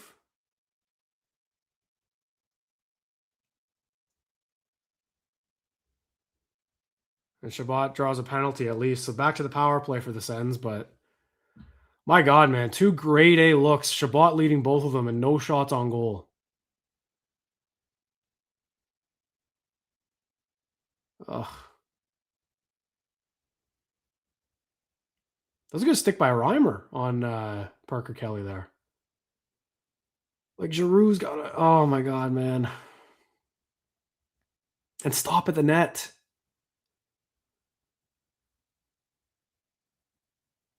Things you learn in novice. Back to the power play, though. 3rd chance.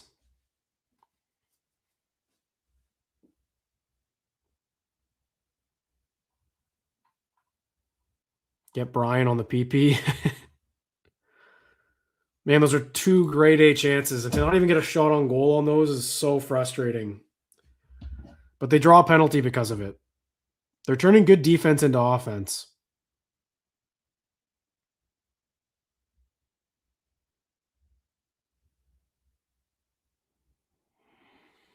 Got to convert on this power play, though. Third look.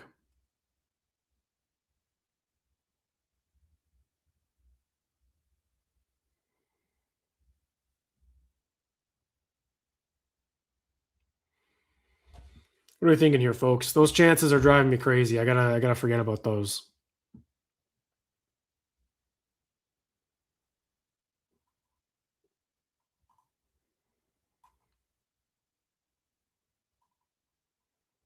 Missing Halliday, yeah. It sucks the Halliday's not out there. Soon, though, hopefully. Man, Shabbat's making some really good plays, though. That's the thing. Like, he's making some really nice plays. So it's one thing to, like, get the chances and get the looks. Like, he did a great job. He had a nice stick there. Almost gets a breakaway out of it. But just shoot it. Let it fly. You never know. You never know. Cousins is kind of snuck in on Blackwood, you know? Like, these guys are in the NHL. Just let it fly. Even Giroux there. Like, just shoot it. Right along in the slot. Huge power play for the Sens. Their third opportunity here for the power play to make some noise. Extend the lead. Cousins in on the draw. He lost it. Batherson can't hold the zone. All right.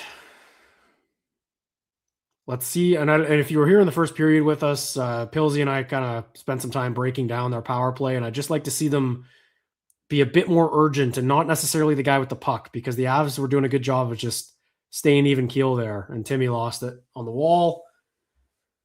And back down the ice it goes. 30 seconds into the power play, and they haven't really had some zone time here yet.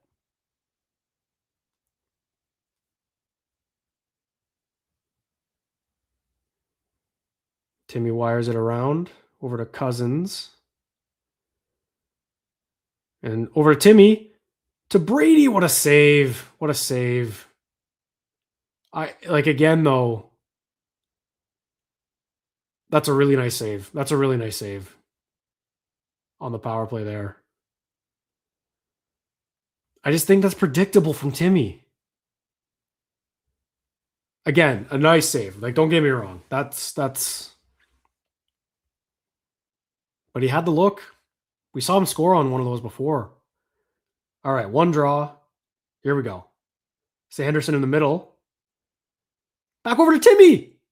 Did Blackwood stop that again?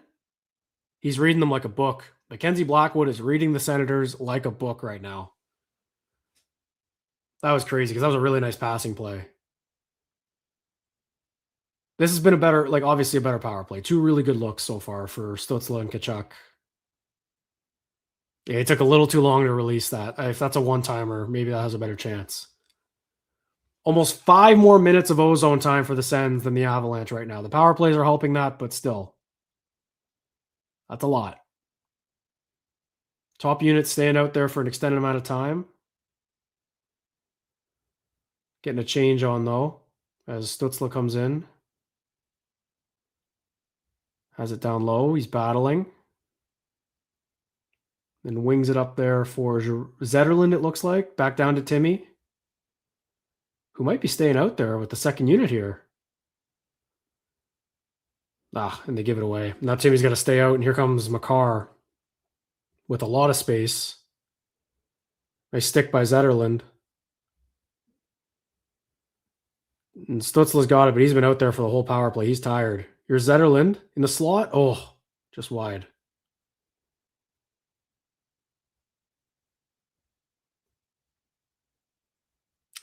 Sens don't convert on the power play again. They had looks. The two best players had looks. And here comes Chabot again.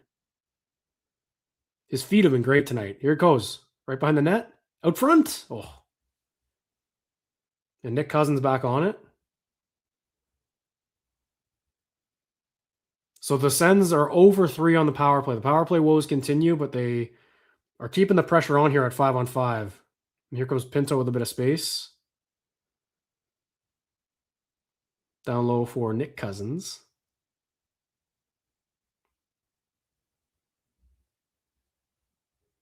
Nice stick by Zub. Wow. I love watching that guy defend. He's so good at it.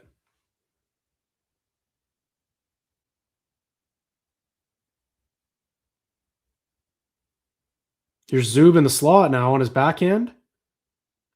Sanderson. Oh, that was close with Cousins in front.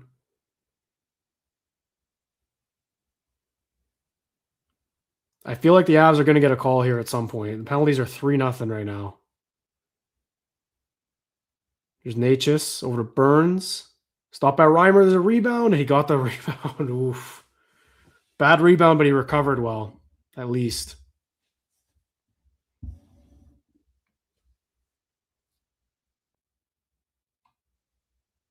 Yeah, Zub with a good check there on his backhand in the slot. That was good luck. That was a much better power play than the last one. I don't think I'm just going through the chat here. I'm seeing one about putting Nick Cousins on the power play. I don't think I'd do it that much. Like obviously he's going tonight, but he's going in the role he's in. I don't want to put him out on the power play in a spot he's never been in this season, right? Like you can't be that reactionary in terms of changing up the personnel, but I do think that was a better look than they had in the first period. Brady's all alone out front or up top. I mean,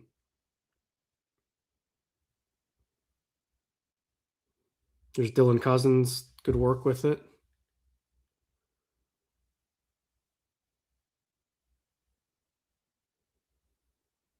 Jensen's got it back now behind the net.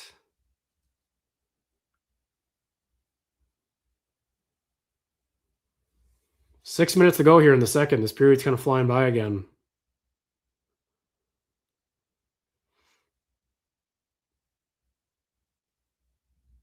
I think Zetterlund's been okay tonight, too. I've liked his defense. Oh, bad bounce. Parker Kelly scores right over Jensen's stick. Former Senator. It's a good bounce, but it's also Nick Jensen, man. Like, it's the same guy every single goal against. It's unbelievable. Unreal. 1-1.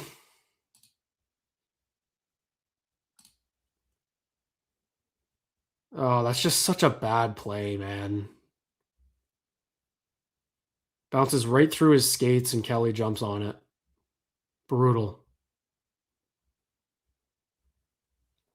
Goes right through Reimer, bouncing puck. That's just a bad play from Jensen.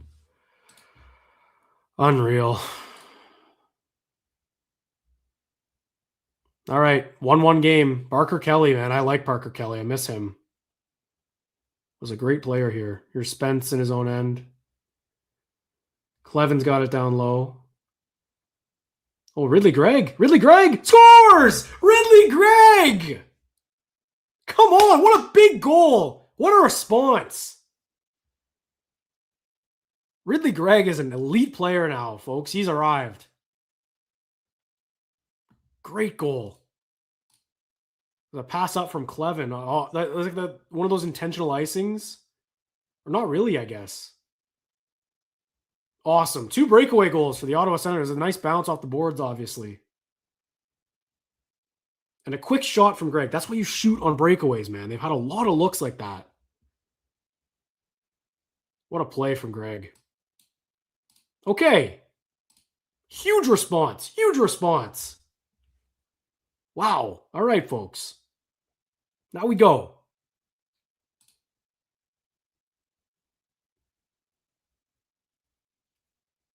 That's a massive response. Because that's a bad goal against. I wasn't really even processing it yet, but that's just a bad goal against from Nick Jensen. Like, it was him. And to bounce back from that, what a play from Ridley Gregg. Been one of their best players for the last, 20 games, Ridley Gregg. Huge goal.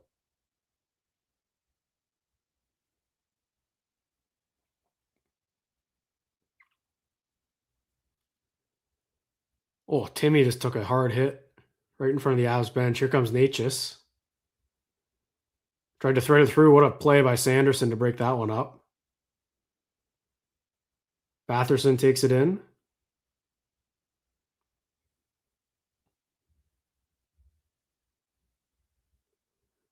A lot of stick work in this game. Reimer's got it over to Jensen now.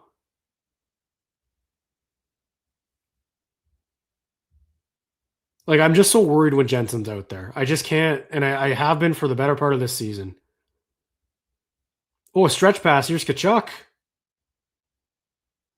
Still got it. He's in alone there. No speed. Ridley Gregg. I've always loved Ridley Gregg. Like, as a prospect, when he's coming up, I like the draft pick and seeing him kind of develop. And he was having a bad start to the season, but he's really found a home with Tkachuk and Cousins on that wing. Just such an effective player. And what a goal that was. Just the moment, too, man. There haven't been many, other than like game winners and stuff. There's been Reimer has no stick. There's been a lack of response goals in the middle of games, momentum swings. That's just such a big play by Gregg. Here's some ozone time, though, for Avalanche, and blocked by Amadio. Michael Amadio's been a lot better tonight, I will say. I have not been kind to him, but he's been very good defensively. Looked like the Sens might have taken a penalty there.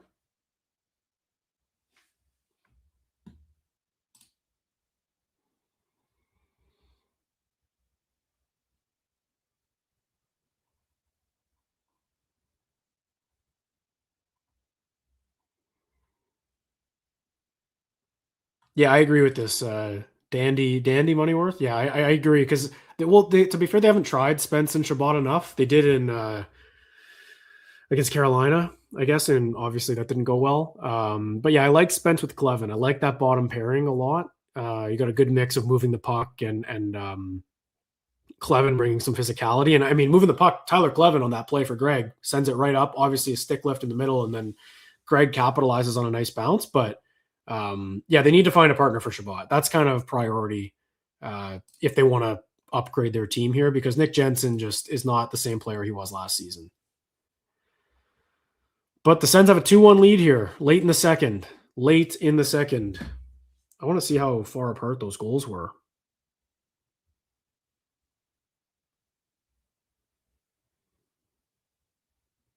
That was, I'm not a quick math guy, but 14:21 was Gregg's goal. 14:04 was Parker Kelly. Massive response. That's what I was saying. They haven't had a ton of like goals that are responses like that, you know?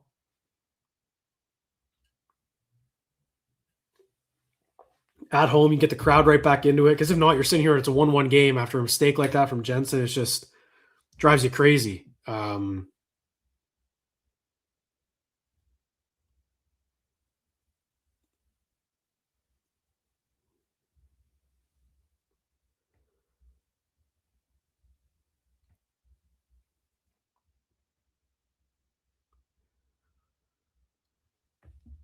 Huge from Ridley Gregg. Big goal.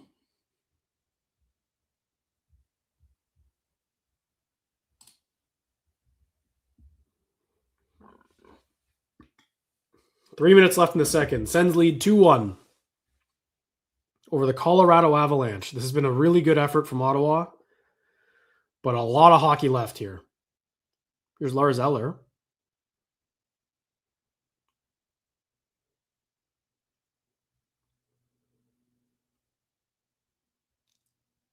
The Avs have some speed here. A bit of a 2-on-1. Oh, and Gregg tipped that right back on Reimer, but he made the save.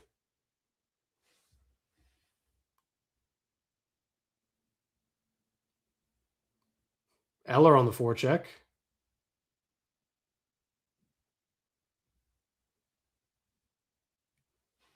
Here's McKinnon. Right up the middle with a lot of speed. Here he comes. Up high, Makar. Goes wide. There's McKinnon again over Makar, wide open. I think that went wide, or Reimer got a piece of that. That was a wide open look for Cale Makar. Wow. Avs top line having their best shift so far here. 2 shots from Makar.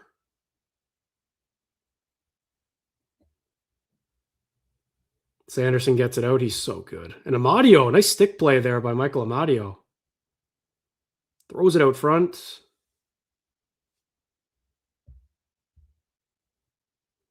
Pinto battles to keep it deep. Amadio again. Thrown to space. I mean, they survived there, but that was a really good look for Cale Makar. As good as it gets. Here's Stutzla off a skate. Minute and a half here. Sends with the ozone pressure. Chabot out front. It's tipped wide, and here's Parker Kelly. Gets it low. Reimer out. Chabot takes it anyway, and he's just off to the races. Here we go. Over Giroux. Offside for the Avs for sure. Yeah. 101 left. That was McKinnon's best shift there that he just had.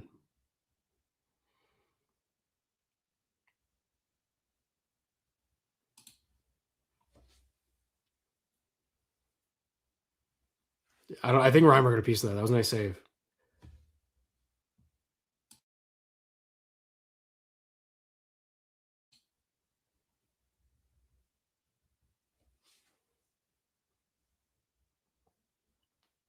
McKinnon's right back out there.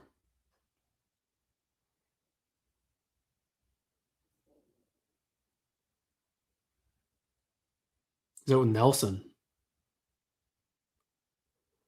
Kind of loading up here for the last shift, it looks like. And here they come. Oh, Burns held that in. What a play. Sanderson's been like glued to McKinnon tonight. And here's Greg with some space. 30 seconds left.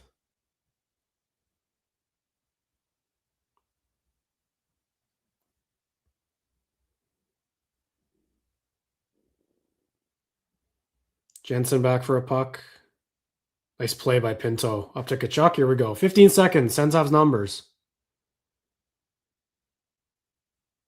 Oh, Amadio couldn't get out in front. Tkachuk again with puck possession. Nice move. And that'll do it for the period. All right, Sens lead 2-1. Bit more of an eventful period. It looks like Nick Jensen's in some pain on the bench there. All right, into the third we go. We're in the intermission. 2-1 lead for the Sens. Two goals on kind of some breakaway opportunities, which is a bit rare for this team. What'd you think, folks? Let's talk about it. Oh, Jensen kind of got clipped there by McKinnon. Bit of a dirty play.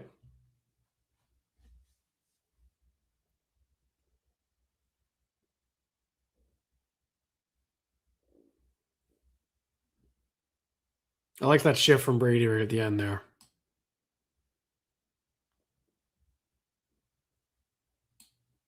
I think this is the best way to put it. I like that. I don't really know how to pronounce your username there, so I apologize, but this is a great way to put the issues with Nick Jensen. Like last season, he was a perfect option for Thomas Chabot. The best partner he's had since Dylan DeMello. Chabot's play went up because of it. It was a perfect mix. But then about halfway through the season, when Jensen started to miss every morning skate, wasn't out there. It was going on the entire season. That's when his play started to fall off a little bit. He was still good enough, like still better than Hamonic, obviously, and he was fine in the lineup. That D pair wasn't a problem. The playoffs, he was bad. He was bad in game one for sure. And then this season after the surgery, the hip surgery, which was the injury he had, has just been not good enough. He hasn't looked good enough. He's tried to battle through it, but just has not been good. So I think it's important to point that out, man. Like he didn't come here and he wasn't terrible. He wasn't a terrible player right away. He fixed the problem they had. He filled a hole, helped Chabot kind of find his game back. I completely agree with that. That's a great point. But this season's been really bad. It really has. So clearly the Sens are trying to upgrade it. Like every report out there suggests they're looking for a top four defenseman, and it's because of that.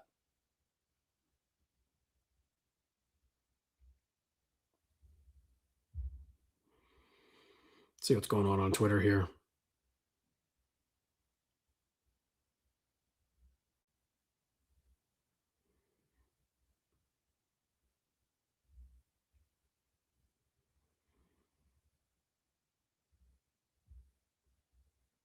Ridley Gregg.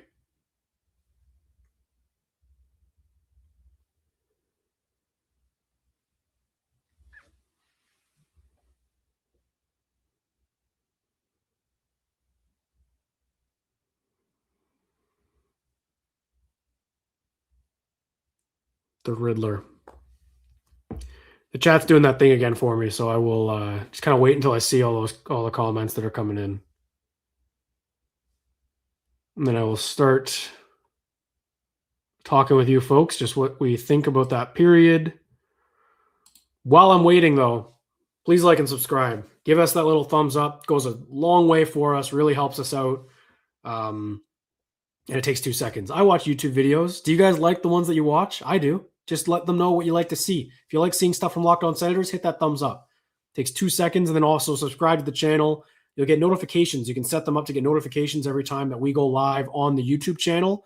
That's every postcast live, first on YouTube, then it gets posted to audio.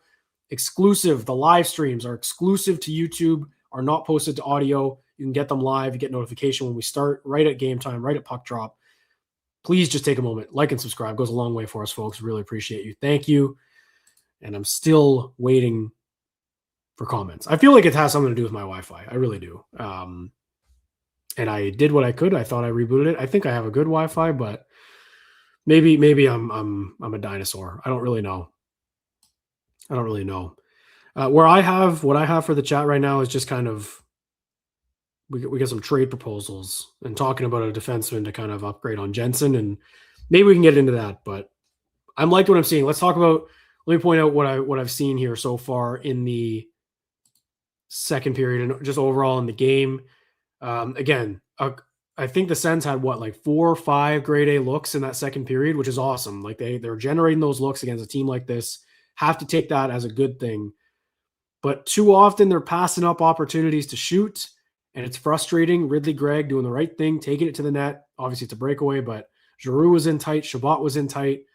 Timmy had a chance to let it fly, and they weren't. Blackwood looked good on some of those too. So just a bit frustrating. And then a couple goals quickly. Parker Kelly on a bad play by Nick Jensen on a bad bounce. And yeah, it goes through Reimer, but then Ridley Gregg answering right after is huge. That's a huge goal, huge response from the Ottawa Senators. And that line continues to click, man. I think that was just assisted by Tyler Clevin. Let me just check here quickly. From Spence and Clevin. And Zub got an assist on that first one. He made that stretch pass. So 2 stretch passes from the D-man. Obviously great to see. And I'm still waiting for comments to roll in here. But keep them coming, folks. Keep talking. We'll go through whatever we can here in the intermission.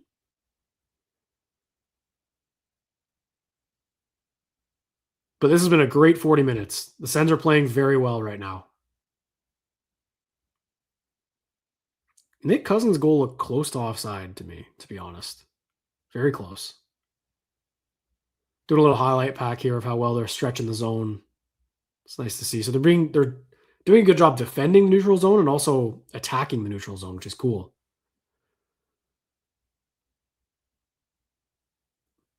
Ridley Gregg, man.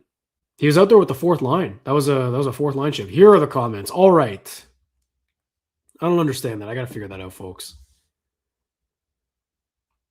Okay, here we go.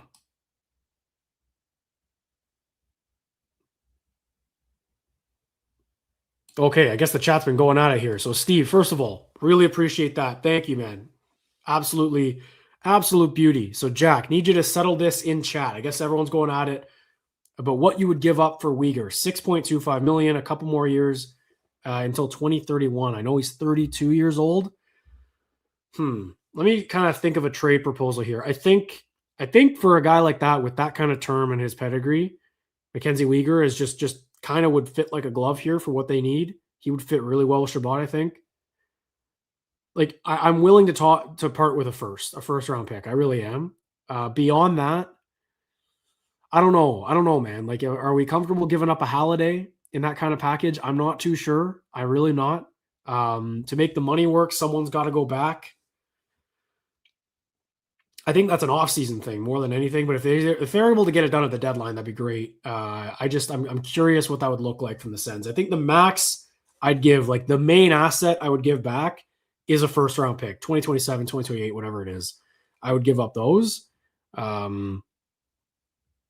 Hensler might be a good piece, maybe. You got 2 right shot defensemen as your top prospects. They need to replenish their draft capital, but they also need to like try and win. And I'm not, if I hear my organization is holding on to a 2028 first round pick in favor of upgrading their lineup today, it's frustrating, man. So I don't know. They have no first rounder this year as of right now. But there are first rounders in future years that they do have. They have not gotten rid of those.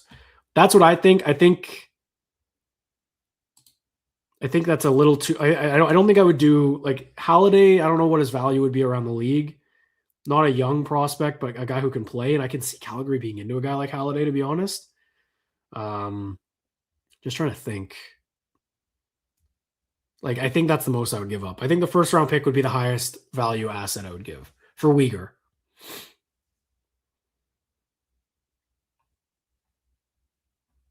Let's see what do people think about that? DP is a lot of money, but he's injured right now, so that's interesting.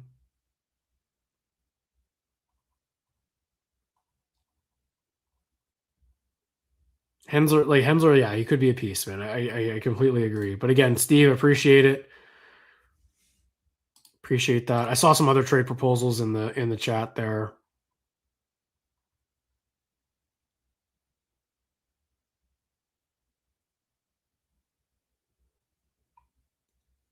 See, this I disagree with. I disagree with that, Jason. I'm not too sure it would cost that much. I'm not sure.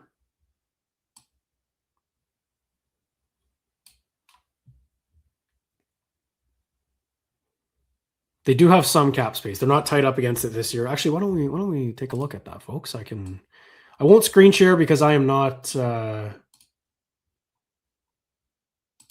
not that level of producer yet, but I'll just kind of talk out what I'm seeing here. The Sens have $2.4 million in projected cap space, according to Puckpedia. But their current cap space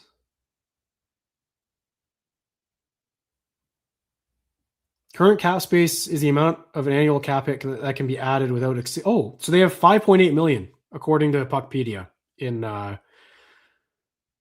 current cap space. That actually changes things.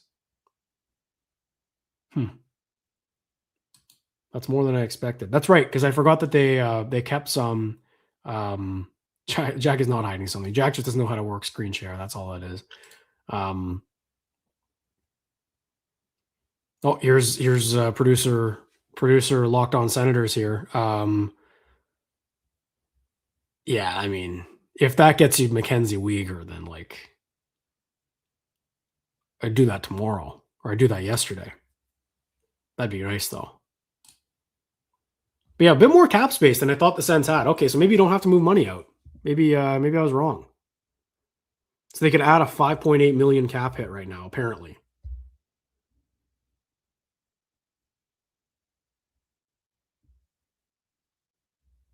Would you give up like a Montgomery if that moves the needle at all? He's been a bit cold in the NCAA, but he's having a decent season.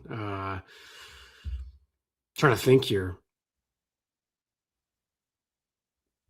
But yeah, that's a good point by at Locked On Senators there, whoever's commenting away. Weegar controls where he's going. He's got a no movement clause. So what that means, and how rare is it for a player to have a full no move and we're like, he's coming here? Because he's a hometown kid, folks. Mackenzie Weegar. Good Ottawa boy.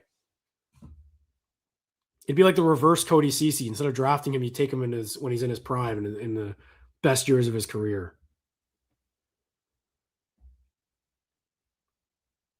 See, a package I would think about, now knowing about that cap space, that's interesting. I think if I was the Sens then, and again, if someone's smarter in the chat here, correct me if I'm wrong. Correct me if I'm wrong, but I think they do have 5.8 million in cap space. That's what that means. The current cap space, I don't really know how that works, but I just used a little question mark thing on Puckpedia, and it says how much they can add of a cap hit they can add this year anyway. And there's no one on LTIR, I don't believe. Perron probably is. So that makes sense. Never mind. So they'd have to move him out. So it's probably closer to 2 point something.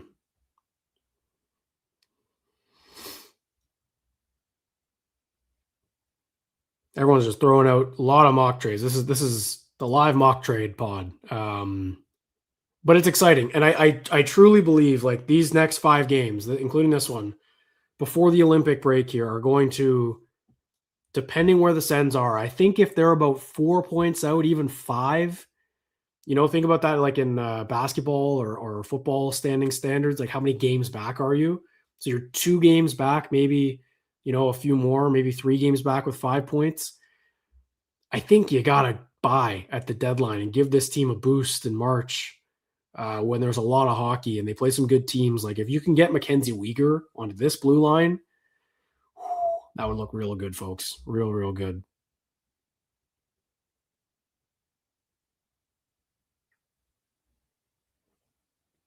But yeah, again, let's focus on tonight. Let's focus on the game here. 2-1 lead in the third period.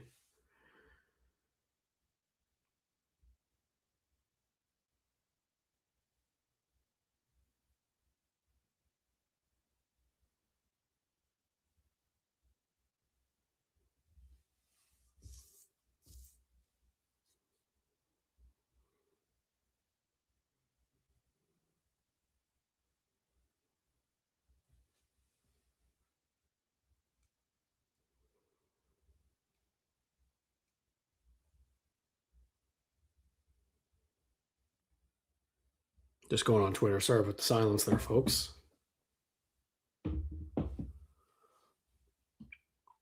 What else is going on in the chat? What are people saying? Everyone's talking about Nick Jensen. But trades are starting to happen. New York Rangers have started. They've started trading. I think there's going to be a lot before the Olympics because there's a roster freeze during the Olympics, which makes sense. No games going on, and then it's quick. It's like 5 games and then trade deadline, right, when everyone gets back. So it's going to be fascinating.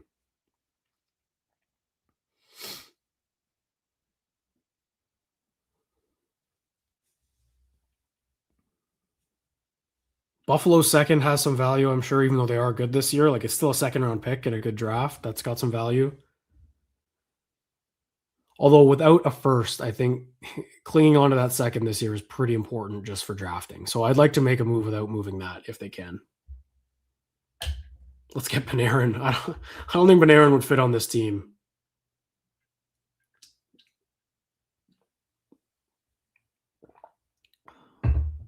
Ott Medic says that the French channel just said the Sens are calling about Lafreniere. I have been on the Lafreniere train. I think he'd be in that Dylan Cousins kind of target guy who has maybe stumbled, but tons of potential. That guy would fit like a glove here. I know people are down on his totals and everything, but his price tag's what, like 7.7 million? That's fine. Fits right under everyone in the cap. Can contribute middle 6, top line potential. Sign me up for Alexis Lafreniere if they can get the right package. I'm all aboard on that.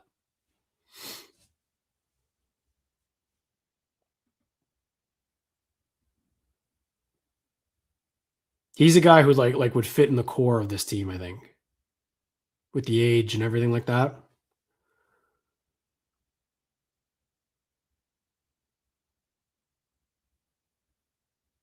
Yeah, it's water. Don't worry. I'm staying hydrated. 1.2 liters. Drink your water, folks.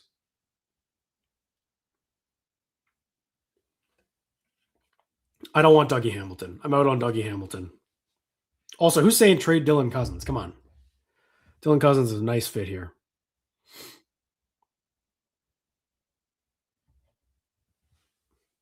Nick Cousins. Nick Cousins has value at the deadline all of a sudden.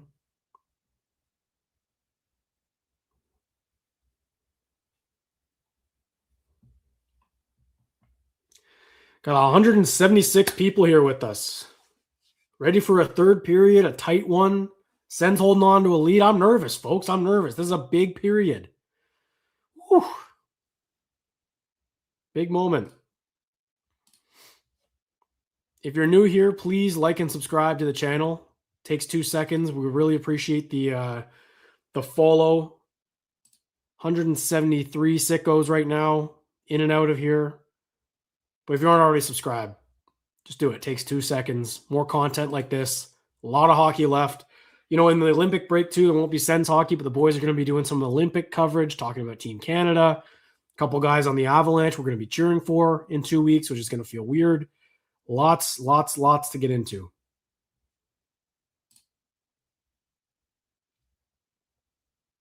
Exactly. This is why I want him. I think just load up. You see it with a lot of teams. Like look at Vegas has Eichel and Marner from the top of the 2015 draft. Florida has Reinhart, Bennett. Who else do they have? And Ekblad from the 2014 draft. Like it's pretty not uncommon now for teams to go after all those guys. So I'd love Lafreniere here.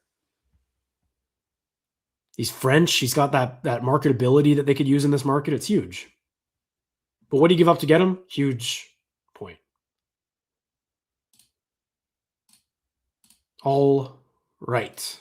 It looks like it's time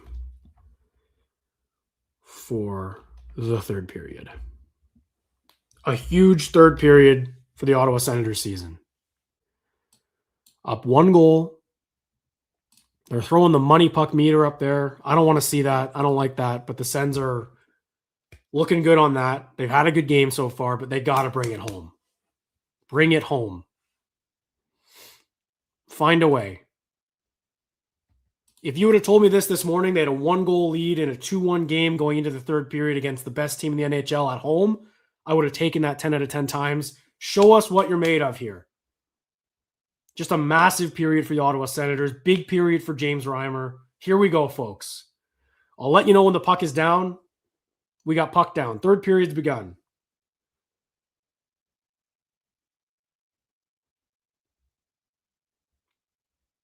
There's Manson with it in the neutral zone up to, is that Olofsson?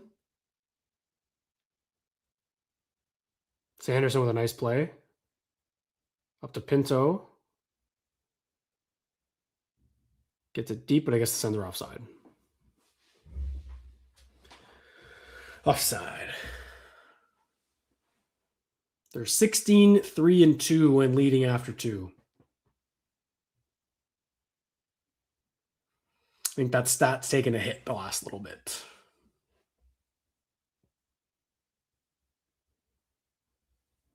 But still good.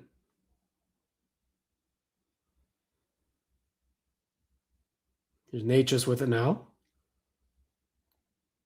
Manson with a shot up top. I don't know if Reimer got a piece or if that went wide, but it doesn't go in.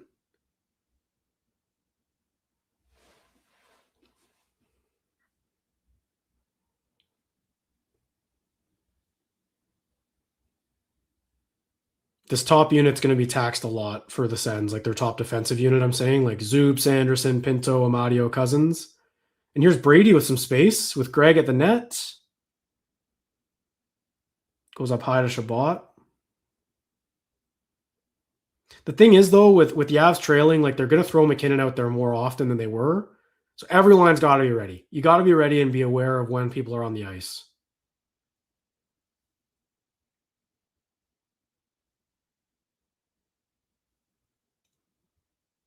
Timmy stops Brock Nelson. Gets the puck back. And Jensen just iced it. What was that? Brutal icing. And here comes an example. I think the top guys are going to go right back out for the Avalanche on a bad icing by Jensen. I got Batherson, Timmy, and Giroux out there. I'd be shocked if McKinnon's not out there right now.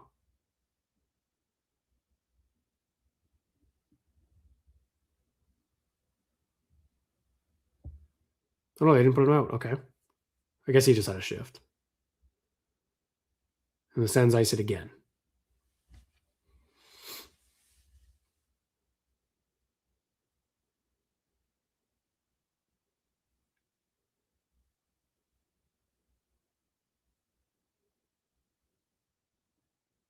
Showing Olmark there on the bench.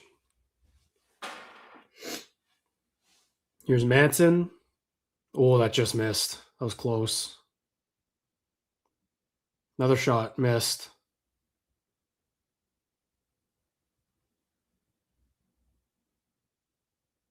Jensen chasing after it.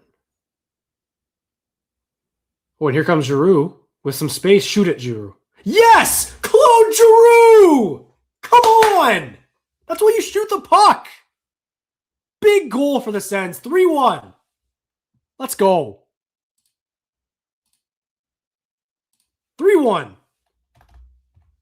Huge goal. And you know what? That's a great pass from Nick Jensen. Credit where credit's due, folks. You got to give him credit. What an outlet. 3 goals off the rush for the Sens tonight.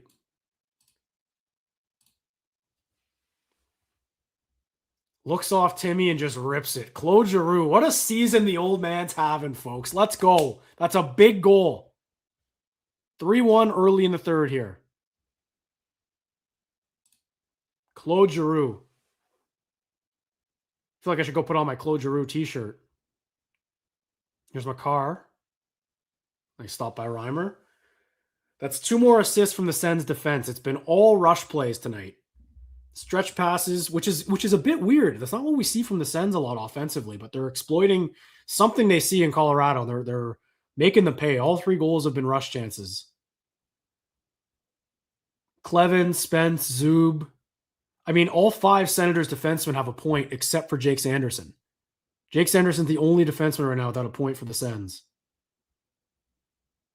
We'll take it. Where's the puck? Oh. Nate just has it again. Sanderson cuts that off. And he gets it out. Man, what a big goal by Giroux. All right. Can't let up on Makar to split the D. What a stick by Jake Sanderson there. I love watching number 85 play hockey. And I'm saying he's the only defenseman without a point, and it's because he's been busy, folks. He's been busy defending like crazy. Look at this. Just gets his stick right on Makar's stick. Perfect. Perfect defense. What a stick. What a stick. Unreal. What a play.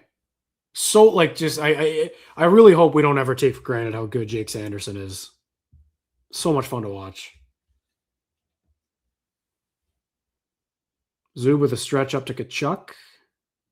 Gets it deep.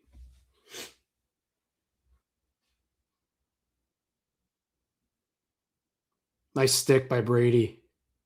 Good defensive stick by Brady. The big line's out there for Colorado. They got them out quick.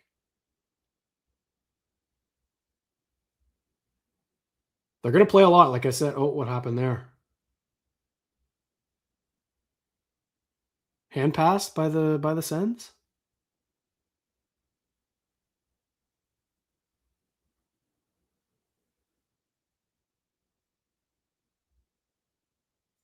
I don't know if that was are they talking about that, if that was a fake pass by Makar in the middle there? I'd give him the benefit of the doubt and say it was. He's so good.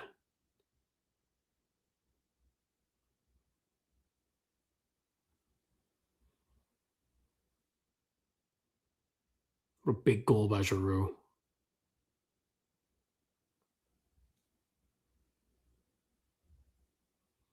Here's Nichushkin bringing it in. It's a shot off. Oh, turnover. Nichushkin in front scores. Just like that, man. This team. My God. 3-2. All right. Bad turnover by Giroux. It's crazy. It's crazy how quick they're scoring, man. 2 quick mistakes and it's in the back of the net.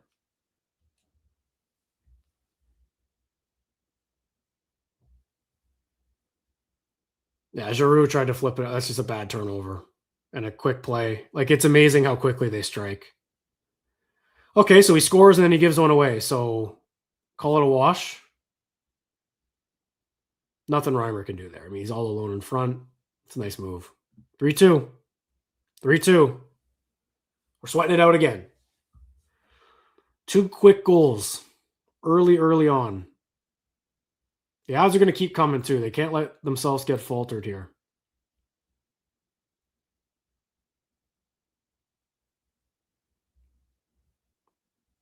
No, Timmy just gave one away. Here's Girard at the point.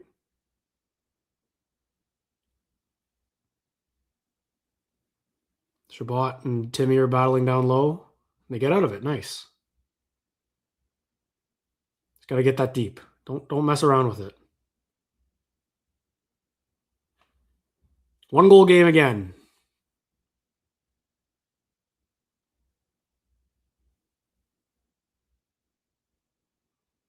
Well, Clevin just tried to throw a huge hit.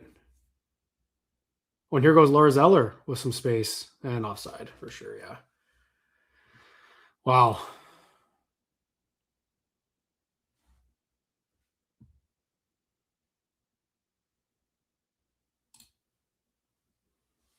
There's so many things you can look at on every goal, but that's just a bad giveaway by Giroux. Nice move by Nichushkin.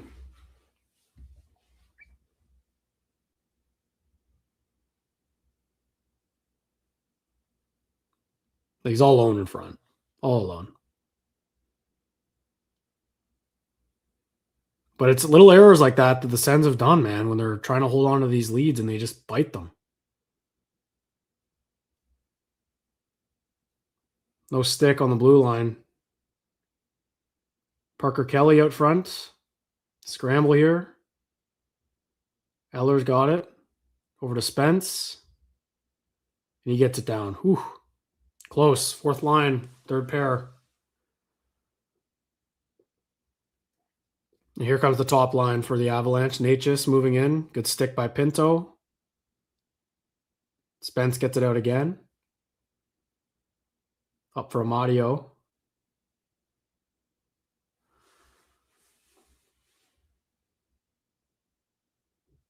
Just 10 shots for Colorado. Offside again for the Sens.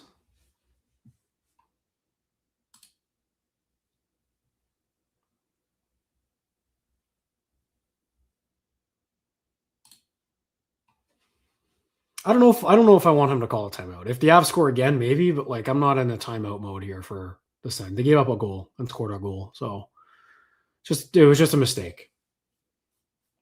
The Avs are going to push here. Like they're going to have a better period than they have had for sure. It's just can't break if you're the Sens. Sanderson with some space.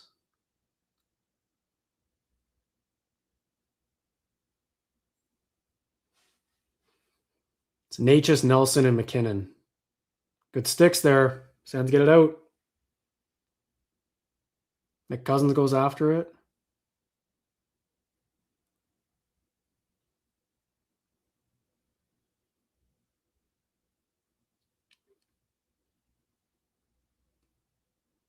Doing a good job clogging up the neutral zone. All night they've been doing a good job. There's Batherson. He's got some space now. Gets it in on Makar.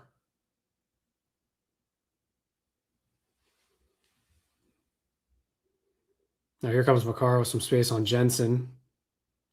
Back to McKinnon. Timmy's staying with him.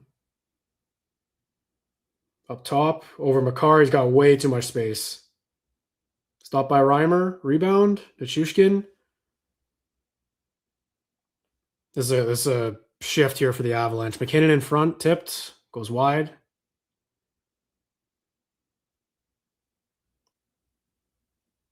Out front, McKinnon just out-muscles Chabot.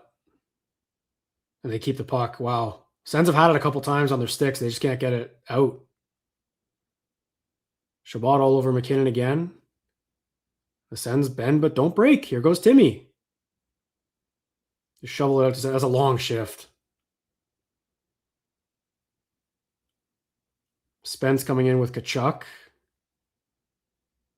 Floats it down to Dylan Cousins. Get some fresh legs out. They bend but didn't break there. They're going to keep coming, though. That was the thing is there with that Avalanche shift for the top guys, that was such a long shift for them because they were out against Sanderson and the top guys, and then they stayed out after the Sens switched after like 45 seconds and just stayed out. That was like a double shift essentially back-to-back for that top line, and they got some good pressure there. Crazy.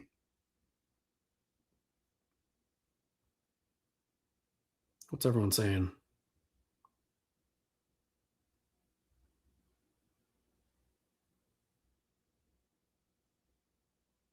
kind of funny that it's Giroux scoring that goal, and then he's the reason that second one goes in. Not funny, obviously, but appreciate it, Jim. Let's go. Go Sens, go. Tight game here. Tight game.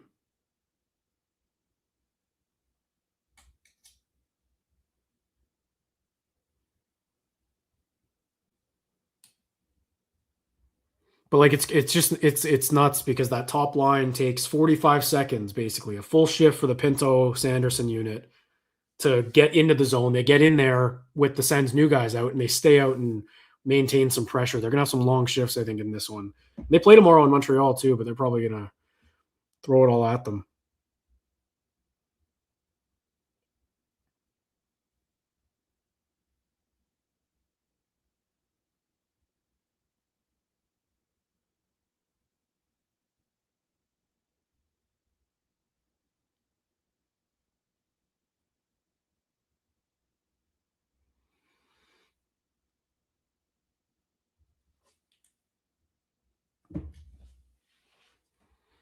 Free Lapine. Everyone wants to see the Lapine commercials.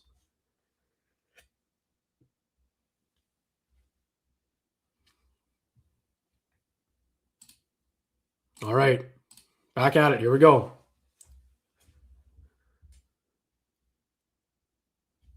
Cousin line. Spence out there with Clevin.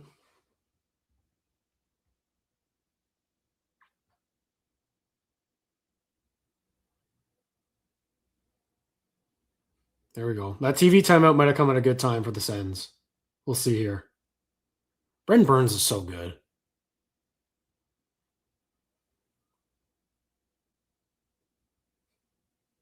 Oh, turn it over to Ridley Gregg there, though. Ridley Gregg is also so good.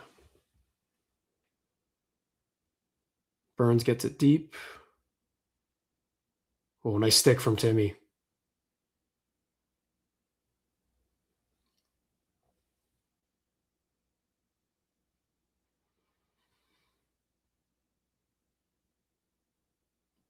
The Avs top line comes back. Here's McKinnon moving in.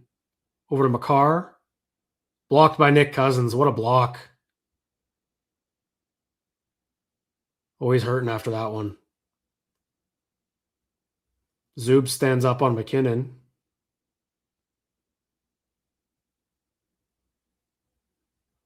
Nate just has some room over to Makar. Way more room. Sanderson again. What a stick, man.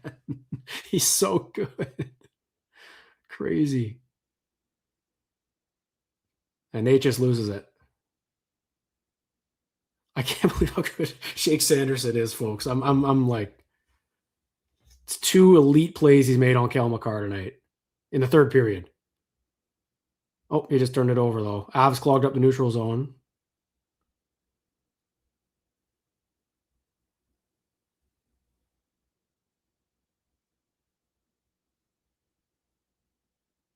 And Sanderson gets it back. Kinda. Up high for someone. Breimer with the save, out of play. All right. 10.5 minutes left. Avs are definitely pushing here. Look at the stick from Sanderson. Or first the block from Nick Cousins, right off the knee. This is the stick. Unreal.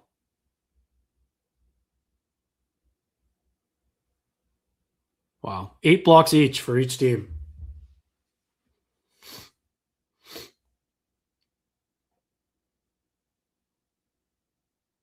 And they're right back out there. They threw the top line right back out. Sanderson's right back on the ice.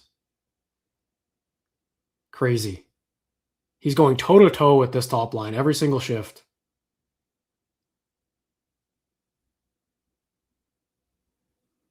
Nice work by Zub on Natchez.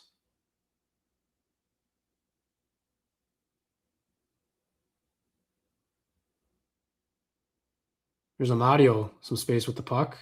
Moves in. Throws it out front. Here's Manson, I think. Dumps it in. Nelson goes after it. And Sanderson gets it up. No, he's off to the races. Sanderson in deep. Oh, squirts out front. Stretch pass to Brock Nelson. This defensive unit tonight has been so good so far. And they're going to have to keep being good. They're going to be out there every other shift. Nice stop by Reimer.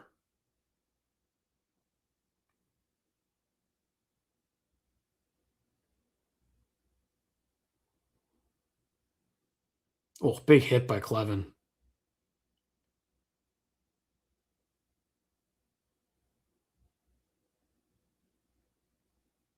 Back out to center. Makar's got it. Sens get a change. And a turnover. Here comes Timmy. He's got some space.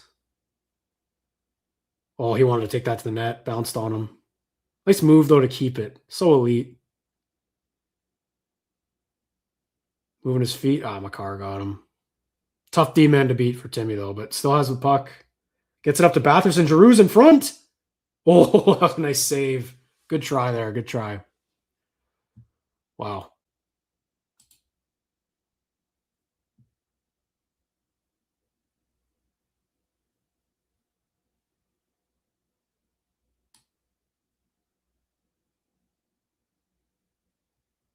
Everyone's loving the Clevin hit. There we go.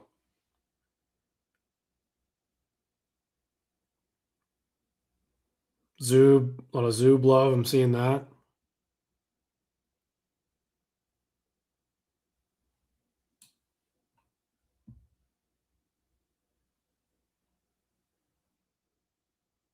That was a nice save on Giroux there. That was a really good chance.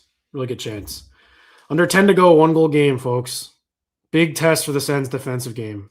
Huge test here.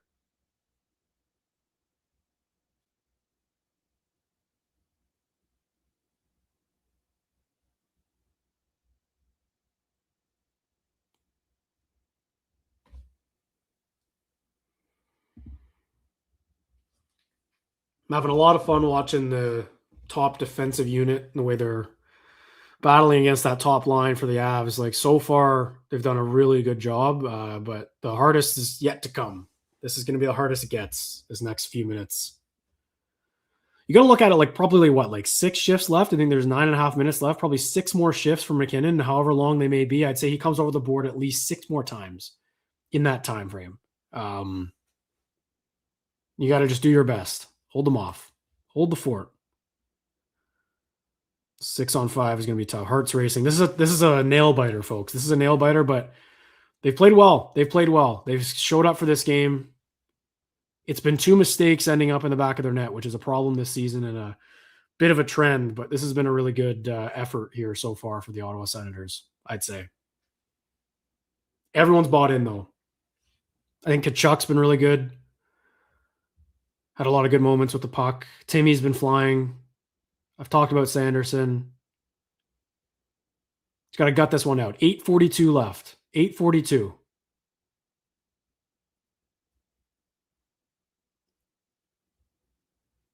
And here come the Avs. Sharp angle shot there. They keep it. Up to Manson. That went right through again. Manson's had a couple that have gotten right through, but they've missed wide. Oh, here's Zetterlund on a breakaway. Oh, he stopped it. Wow. Another breakaway for the Sens. They don't convert this time.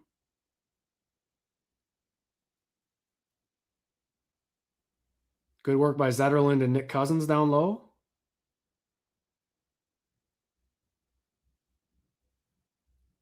Reimer's got it behind the net now. Over to Clevin. Up to Pinto. Oh, almost gave it away. They get it deep, and here we go again. Top line against top defensive unit. Nice intercept by Pinto. Here comes Nick Cousins. Mario with a nice curl. Over to Zub with a lot of space. Get that to the net. Oh, good save by Blackwood. And here they come. Natchez with speed. But the Sens recover well. It's great team defense. Looking good. There's Sanderson with it behind the net. And he's gone. We know that. Oh, we tried to stretch it up, though. Parker Kelly intercepted, I think.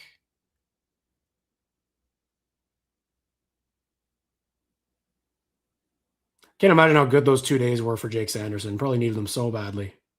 Here's Ridley Gregg with some space. Gets a load of Tkachuk out front to Gregg. Oh, Makar all over him.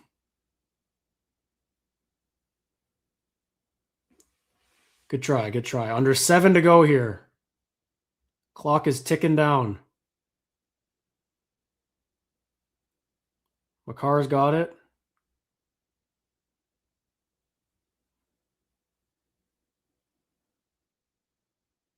Over on the half wall, Shabbat.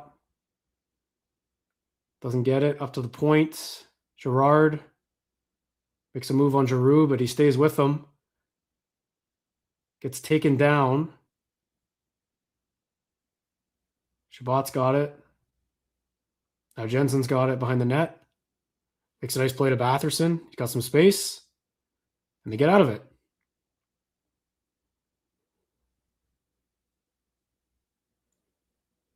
Six minutes left.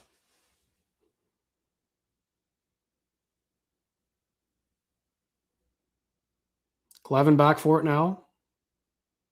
Eller gave it away. Nichushkin doesn't get to the net. Wow. Here's Zetterlund with some speed now. Goes in 1-on-2 on Manson. Oh, wow, he got hit hard. Hard hit by Manson on Zetterlund, but he's right back up. Right back up and back on defense. Clevin responds. Every time a Senator gets flattened, Tyler Clevin responds immediately. Every single time. Unreal. What a hit. The K-Train's had a couple big ones tonight. Huge hit. I swear, every single time there's a Senator who gets laid out flat, Tyler Clevin, within the next shift, responds. Every single time. 5 minutes to go. 1-goal lead for the Sens. Here comes the top line again. Pinto gets it out. And Amadio's onto it. Amadio brings it to the net. Oh, tried to shovel it back. Got to get back now. Here comes Natchez over the blue line. It's behind the net. Zub's battling with Pinto. Sanderson comes out with it. Missed Cousins with the pass, but it gets out.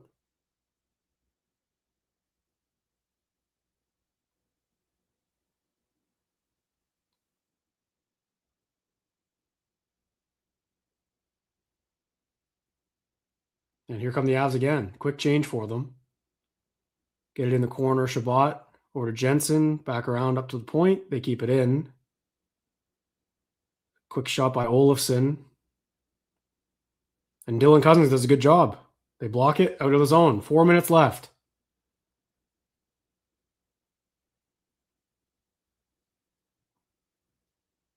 Jensen's got it. Up the wall. No one home. Girard has it now. Sends it through, and Reimer's got it. 3:48 to go. Look at this hit on, or Zetterlund's had a couple chances, so he has the chance and then gets run into the wall, kind of held there a lot by Manson. And then Clevin. I love Tyler Clevin hits. So textbook. All right, what's the chat saying? Are we nervous? 3:48 left. Everyone breathe. Everyone breathe. Everyone breathe. On the verge of a heart attack. Me too, Thomas. Me too.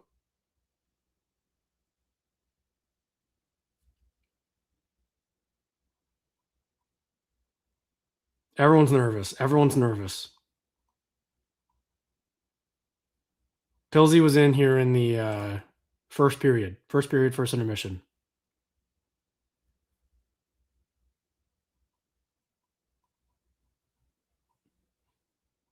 Four minutes left. Tyler, Anton, Volchenkov. I like that Forsberg's hat. I like that. Everyone's loving the K-Train tonight. A lot of K-Train comments. Clevin. Whew. Nervous here, folks. I'm nervous. This would mean so much to the Sens. So much to them. They've played a really good game against this team. A really good game. Just got to bring it home. 3:48 left.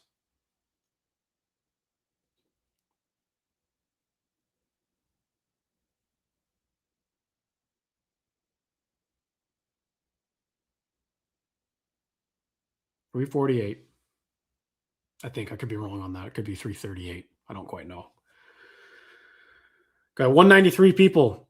Last reminder of the stream. Please like and subscribe. If you haven't already, subscribe to the Locked On Senators YouTube page. We get live watch parties during every game exclusively on YouTube. The postcast is live on YouTube after every single Senators game. Give us a little thumbs up. Goes a long way to supporting the show. Lets you figure out that algorithm as well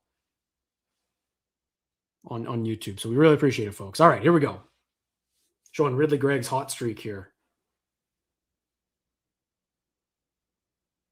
As they should. He's been on fire.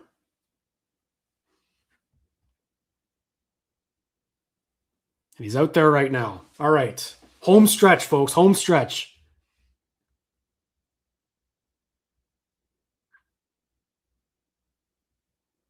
Empty net for the Avs. 348 empty net. Holy. And they win the draw. Here's Makar up top. Over to Natchez. That's blocked by Pinto, and it comes out. What a block.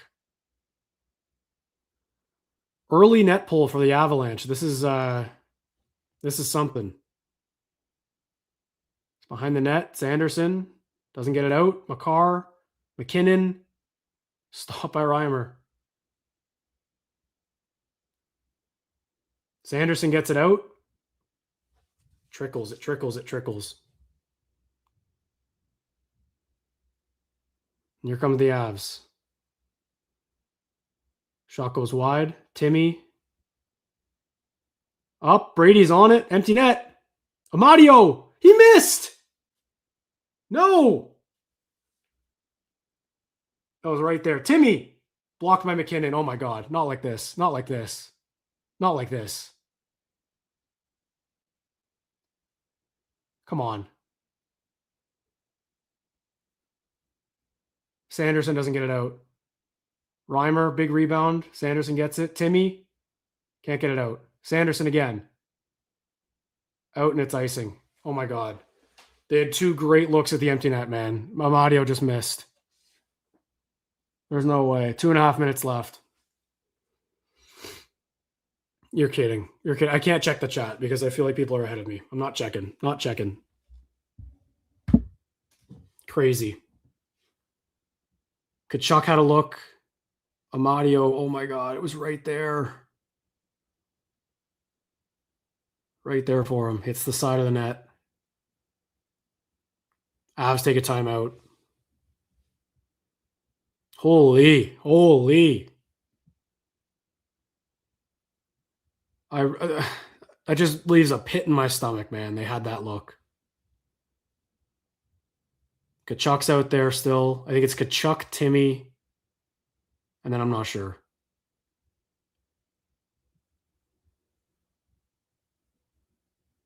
I know Sanderson's out there.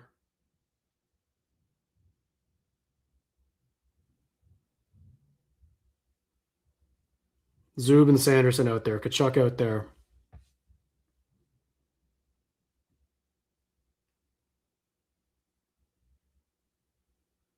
And Giroux, I think. All right, huge face-off.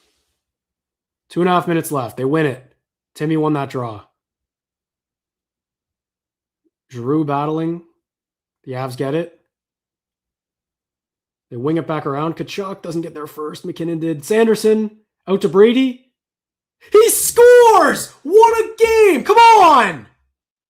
Don't count this team out. Don't count this team out. You think that means something to them? Look at that celebration. Let's go. The captain into the empty net. Brady Tkachuk, man. Empty net goal. Still some time here. 2:16.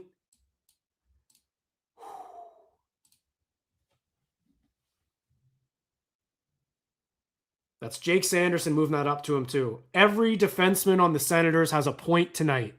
And they're all assists.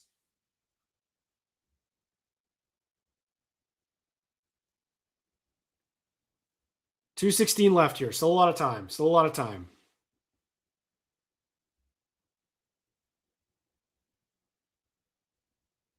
$13 goals for Tkachuk.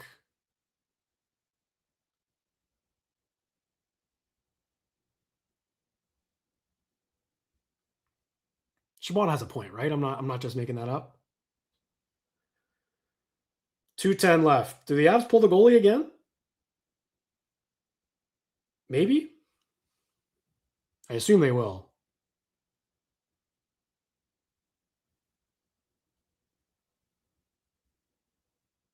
Oh my God, it's in front. Wow. They did pull the goalie. Still too much time here for me to get comfortable yet. Too much time. Gotta still hold strong here. Zub's got it. Tons of time behind the net. On his backhand, though. Doesn't get it out. McKinnon wide open. Misses the net. Pinto gets it out of the zone. All right. Minute 20. Avs need 2. Chabot around the boards. Timmy gets it, and he's home free. The Ottawa Senators, man. The Ottawa Senators.